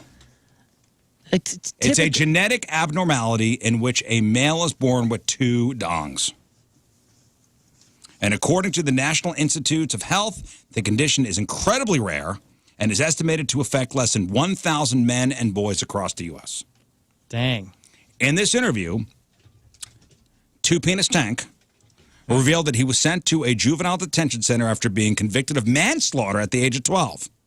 Tank was a virgin until his release from custody at the age of 24 and set out to make the most of his extra organ after obtaining freedom. He says, women didn't believe it when I told them I had 2 dongs. But then I took them to the room and they'd see. He talked about his 2 usable ones. 2 usable. Any word if one was circumcised and the other was... He said he would actually get to the finish line with both of them. Here's the definitive image. You want to at the same time. Do you want to see the definitive image? Yeah. Okay, because that's what it looks like. Oh my God. That is not. Well. That is not. You won't see that in a double mint commercial. No. Oh, this is not what is that what he's describing. Well, you got to understand that this is like... Dude, I think Scott's going to pass out. Well, you okay, I was just man? thinking of Pizza the Hut. Double your pleasure, double your fun. Why you got to wash that? This is a developmental abnormality. What's the thing on top there? Why does it have a lava flow on top of it? Man, I don't know. Oh, that is neat. So he would get to the finish line with both of them at the same time. Wow. I don't know. I refuse. Is the doctor saying this? Because I don't know. I don't know if I believe that from the limited knowledge I have of this particular abnormality. He also said that some women enjoyed the feeling of both his things at the same time. Side by side, or are they stacked? I don't know if it's stacked or... Here, I'll show you. Here's another example. Where'd it go? Why has this changed? There it is. Oh, my God. So you see, like, I mean, it's not, you don't get 2 full members typically, and it's kind of a mess. That was pretty full. Okay, And but very I pretty. don't think Oh, you're my using these like you think you're using these. That is pretty. Maybe not, but you could marry them conjoined twin gals, and all's fair, I guess. He said that after he broke up with one woman, that Whoa. woman started having threesomes because a single penis could no longer satisfy her. So I guess you could use one for the first time and still have be a virgin on one side for a while. You know, this would be the story. This would be the story. If it were one of Virgin us, twice. this would be our story too. And I'm not saying that he's not full of it or that he's full of it. I don't know. It sounds like he was born with 2 egos, too. Yeah, I mean maybe double the issues. Yeah, but that's the thing, though. I didn't realize that was actually How common? They said about 1,000 people in the U.S. have it. They should I have wonder if I've ever convention. met one. I mean, I think about that all the time now. When I hear something like that, a stat, and I go, have I shaken the hand of a man with 2 penises? Maybe. Possibly. Was it a man with a nickname? That's most likely the Possibly. case. The American Academy of Sleep Medicine's latest survey finds that more than 1/3 of Americans are sleep divorced, sleeping in another room from their partner to avoid distractions like snoring. Is anybody here sleep divorced? Nope. Yeah, You guys sleep in separate rooms now? pretty much. Is that because of the show? Primarily, yes, but it was already kind of happening where I snore. I have a CPAP and sleep apnea and every, but I'm a very light. She's a heavy sleeper. Doesn't You're and right. I wear my thing or whatever, but she started snoring, and I can't do it. Wakes So me over up. the sound of your CPAP machine. Let's whisper quiet, baby, I don't know how those sound. like a gentle whisper, of you not gasping for air the entire night. Her snoring wakes me up, and I'm like, all right, lady, I'm going to the couch. And then, so sometimes, just to avoid that whole situation, now that I'm going to bed earlier, she's getting home from work, she just sleeps on the couch. Rather than coming in awake. Part of that is because I'm a light sleeper in general. Like, just her knocking about the house will wake me up. And then once I'm up, I'm up. So she's been really good. She's done a great job of, like, helping me adjust to this schedule. But we are definitely sleep divorced. Weekends, we sleep together. I was very, very against it. Very against it. I said, no, my wife is not sleeping in another room. My wife is sleeping with me. And she goes, well, I'm a very light sleeper. She goes, you go to bed early. I feel bad, trying to get ready for bed, and I'm going to wake you up. And I was like, no, I don't care. My wife sleeps next to me. Right here. And I'm pointing to the next to me. And now I'm like, you know what? It's actually not a terrible idea. Yeah, whatever works. Have you guys done that yet? Rarely. Okay. Because who loses the big bed? Oh, I'm not fancy bed? losing. I'm not losing the big bed. Oh, really? That's very sweet. I of gotta you. get up early. Out of your mind? No, we have a guest bedroom with a decent bed. Yeah. Yeah, it's a blow up. It's losing air, but I have back problems. No, and the guest bedroom's got a decent bed in it, a good mattress. I'm not against it anymore. I was very against it. I don't know. In my head, I was thinking, man, this is like the first sign of like, when a couple breaks up, is sleeping separately. Yeah. I was looking too much into it. Now, what does it matter? I mean, I'm sleeping anyway. When did the shift happen for you? Maybe last year. Maybe last year. And we know we don't sleep separately. I'm not opposed to it anymore. I'm not opposed to it. Okay. You guys sleep together, right? Yeah, it works out well for us. We have the same. We go to bed at the same time. She wakes up shortly after I do, so she's an early riser anyway. It works out. Our styles really complement each other. I mean, but it's a lucky thing. It's not something to brag about. It's something that I realize is very just super fortunate. Scott and you guys are together. Yep. And one research told CBS News, although the term sleep divorce seems harsh, it really just means that people are prioritizing sleep and moving into separate rooms at night when you need to. They got to come up with a better term because some people are going to be really weird about that. Right, sleep divorce. Well, sleep divorce is Okay. neat because that means you are technically single when you sleep. That's right. That's what I'm saying. Like that. Feel free to dream about whoever you want. Why within a marriage when they're trying to get like legitimate stats on how many people are doing this? Why would you use the word divorce? Yeah, Come on, man. Bad marketing. Ray, if you ever look in the mirror and think, oh yeah, What the hell happened? I'd hit that. Oh. Hell yeah. Hell yeah, right? Moon, you ever look in the mirror and go, oh yeah, I'd hit that. Oh yeah, I'd hit that. Yeah. Every day. Every day. A new study in Australia found that we tend to be more attracted to people who look like us and have similar facial features. If you want examples, just Google celebrity couples who look alike, and you'll find tons. So researchers recorded over 2,000 speed dates, and they had each person rate their date's facial attractiveness and found they gave the highest ratings to dates with similar features, like somebody with green eyes might find another green-eyed person hot. They also tended to rate them as being kinder. So we think people that look like us are nicer too. So much for opposites attract. And the idea some couples look alike isn't new. Experts used to think it happened after we got together, thanks to similar lifestyle choices, like going to the same place to get your hair cut, or for celebrities, the same plastic surgeons. But the new study suggests it might mostly be instinctive. And we search these people out. When somebody looks like you, you're immediately more at ease and more likely to feel a natural connection. Yeah. This explains why my family reunion, everyone kind of looks the same. That's it. Huh. Do you think it's the familiarity? Because you've seen your reflection so long and for so many years that there's like a familiarity of trust, so you're more likely to trust that person? Maybe. Yeah, for me, it's like, man, any clown I see, I'm like, wow, that's a beautiful I'm person. turned That on. red curly hair, oh, so turned attractive. White face, yeah. That's what I like. King Scott, get out of that orangutan cage. And before we get to the sex toy of the week, That's my family. the secret to a healthy, long-lasting marriage could be laughter or sex, or it could be living in a quaint small town in the middle of nowhere, possibly with abundant maple syrup. I don't know. CNBC has a new report on marriages, and it says people stay married the longest in the Northeast and Midwest. Northeast. The Northeast. Midwest. So I have the average. That's only half the damn country. I have the average amount. Right? The average amount of time we spend married. So in West Virginia, the median marriage lasts 22.6 years.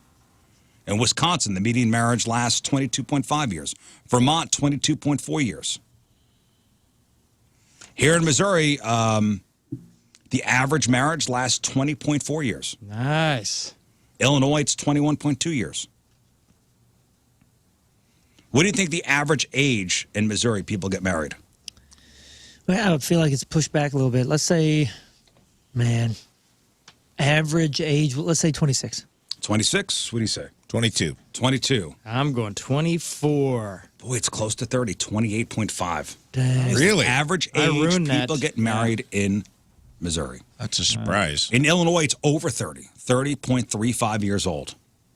Damn, you know what? That's Weird. good. I think that's a good trend. Me too. I was actually, I thought Midwest, we still thought all the small towns wouldn't be pushing that number down. I think it started to change for the better the last It is funny, 15 like- years or so.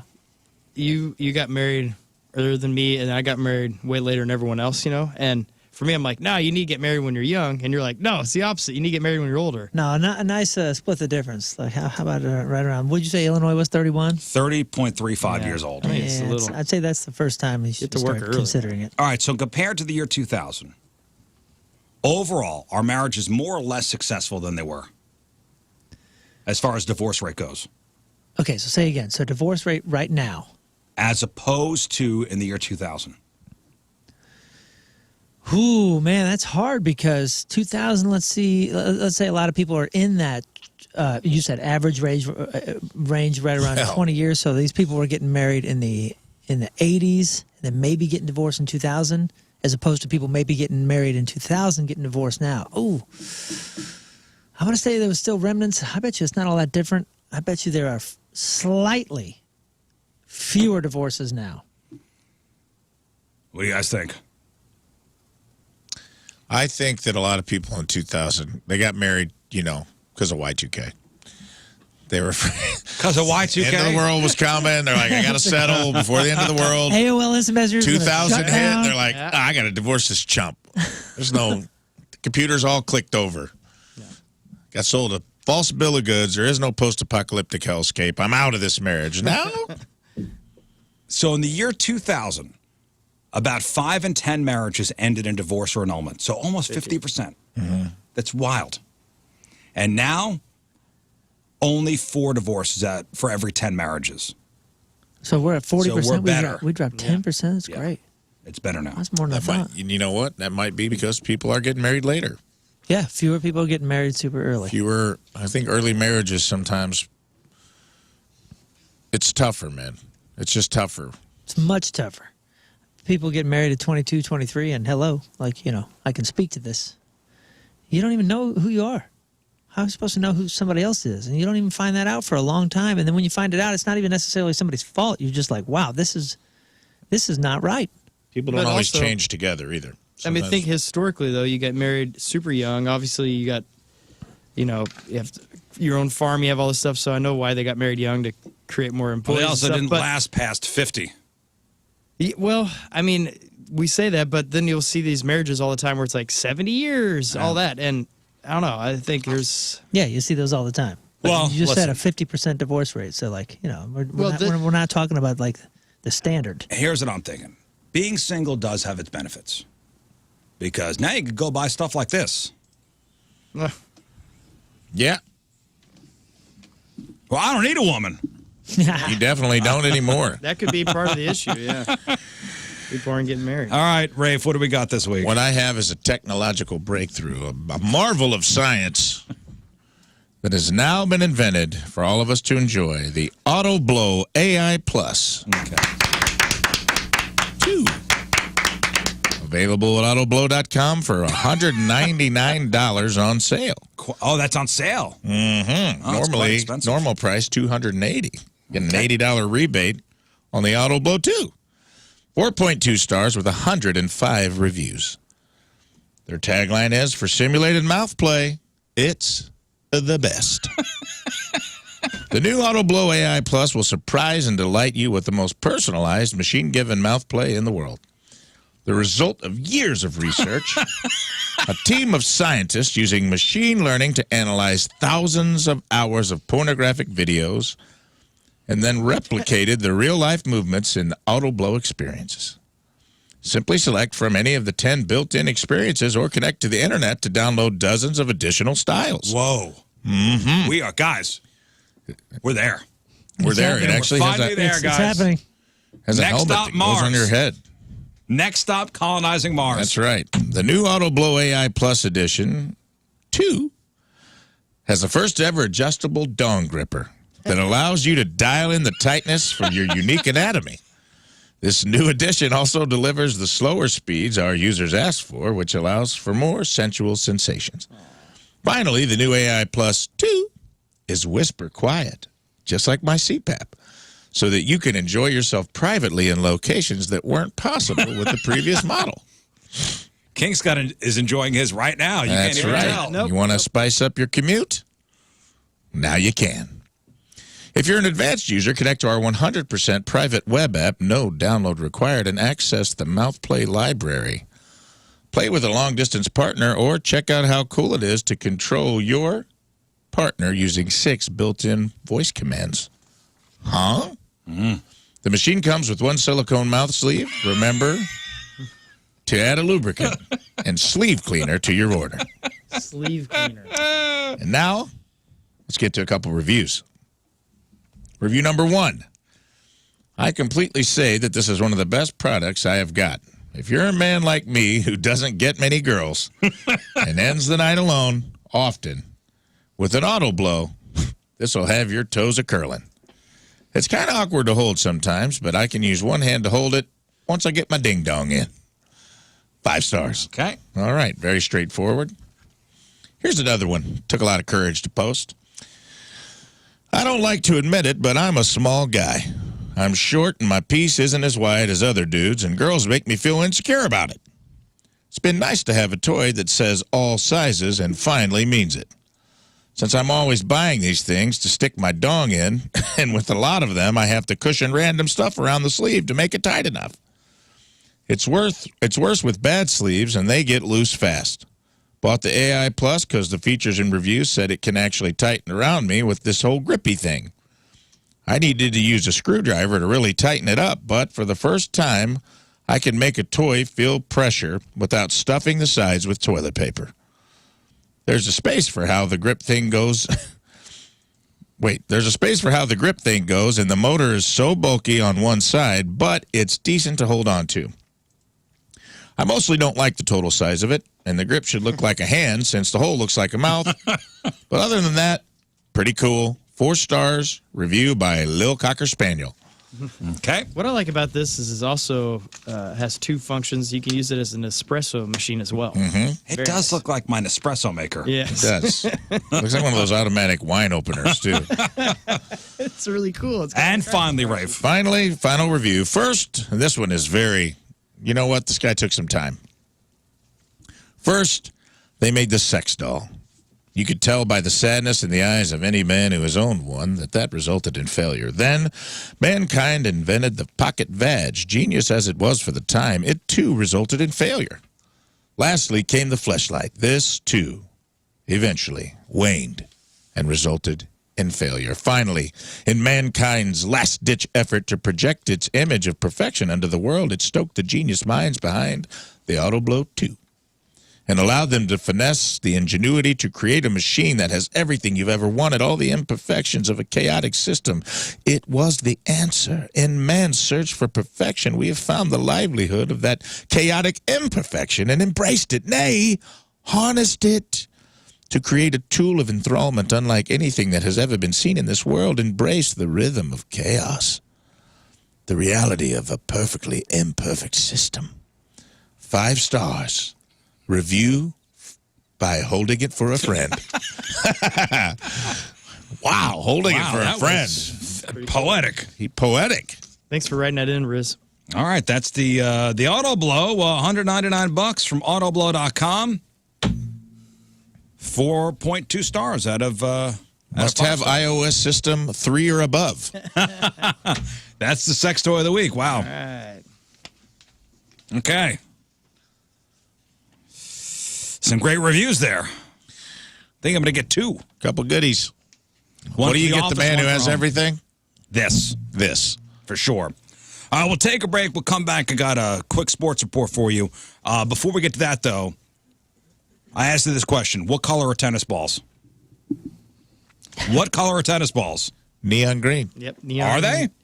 Neon yellow. Is it? Aha. See? Man, I don't know. You don't know. We're talking about the classic pens. The classic Yeah. tennis ball. What color is it? You pop the thing open. So we're divided. Have you ever thought of this tennis ball thing? Like, what color's a tennis ball? I guess. I always thought they were green. I guess not. Yeah, I always thought they were that mix of whatever the blend is of green and yellow. Neon lime green. Yeah. Like, you don't have to be colorblind to think something is a different color than somebody else. It probably happened recently when somebody referred to something as red and you thought, what, that's orange. Well, people are debating the color of standard tennis balls online. It's like the inside of a lime. Now, see, that's yellow. Yeah, it's not too Well, far Scott's from holding this. up a yellow highlighter. It's a little more green than that, but it's close. It's like the inside of a lime made electric. It's like an electric lime green. So tennis balls were originally white, but then they were switched to yellowish green in 1972 so they'd show up better on TV. And they could come in almost any color, but the standard common ones are fluorescent yellow. Or are they? Oh, they are. So only 55%, well, of the 9,000 people that were surveyed, 55% said normal tennis balls are yellow. I don't know. They're green to me. Yeah, they almost look Green like to the me. weirdo sticker Green there. to me. That weirdo sticker, it's close to that. 55% said normal tennis balls are yellow. 38% said green. 7% say they're not sure. I can tell you this. The tennis ball my grandpa had hanging in his garage to keep my grandma from hitting the wall was green. I could see it vividly in my It's mind. green, but somebody would say that's yellow. Nah, They're wrong. Yeah, someone wrong would say that. Now, are Careful. the brands kind of different? Like, remember the classics when we Penn's were kids the big were boy. Wilson, right? Penn and Wilson. Penn and Wilson, yeah. And they came in the pretzel or the The Pringles. Pringles can. Tell you this. Love the smell. Oh, Yeah. yes. Of a so freshly good. opened. Dude, when my grandpa had canister tennis of tennis balls, if I popped them puppies open, break the seal on a 3-ball Pringle can, break the seal on a 3-ball can, and take a big old sniff of it. Love that smell. Yeah. This is the weirdo sticker green right there. Oh, the Halloween one? Yep. But people would say that was yellow. And again, they'd be wrong. Man, these Wilson Championship ones that I'm looking at, I swear. Put them up on the screen. Now, here's the problem. The Wilson Championship those are yellow. Pringle can, well, I don't know if they're yellow because the logo is yellow and it kind of tints the way that logo's you yellow, look at but the the ball. inside is green. But, man. If you think they're yellow, you're wrong. You're wrong. Oh, They're man. green. It's confusing. Why put yellow on the thing? Yeah, that's Why not do fair. that? Why'd you do that? Do green so we could really see. Interestingly, though, when broken down by age, people were more likely to say green the younger they were. Really? Yeah, Well, I don't know. that's We're fascinating. breaking the mold. So maybe they slowly changed the color over time.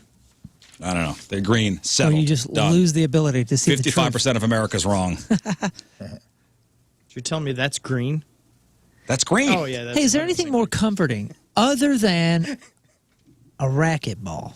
Because when I was a kid, I used to love, I never played racquetball, but when I was a kid, I used to love having a racquetball around because if I had to walk to Kevin's house or something like that, you know, like you take the racquetball and you just bounce it. There's nothing more satisfying than holding that ball and hearing the boop, boop, the bounce, you know? Yeah. They're good for juggling.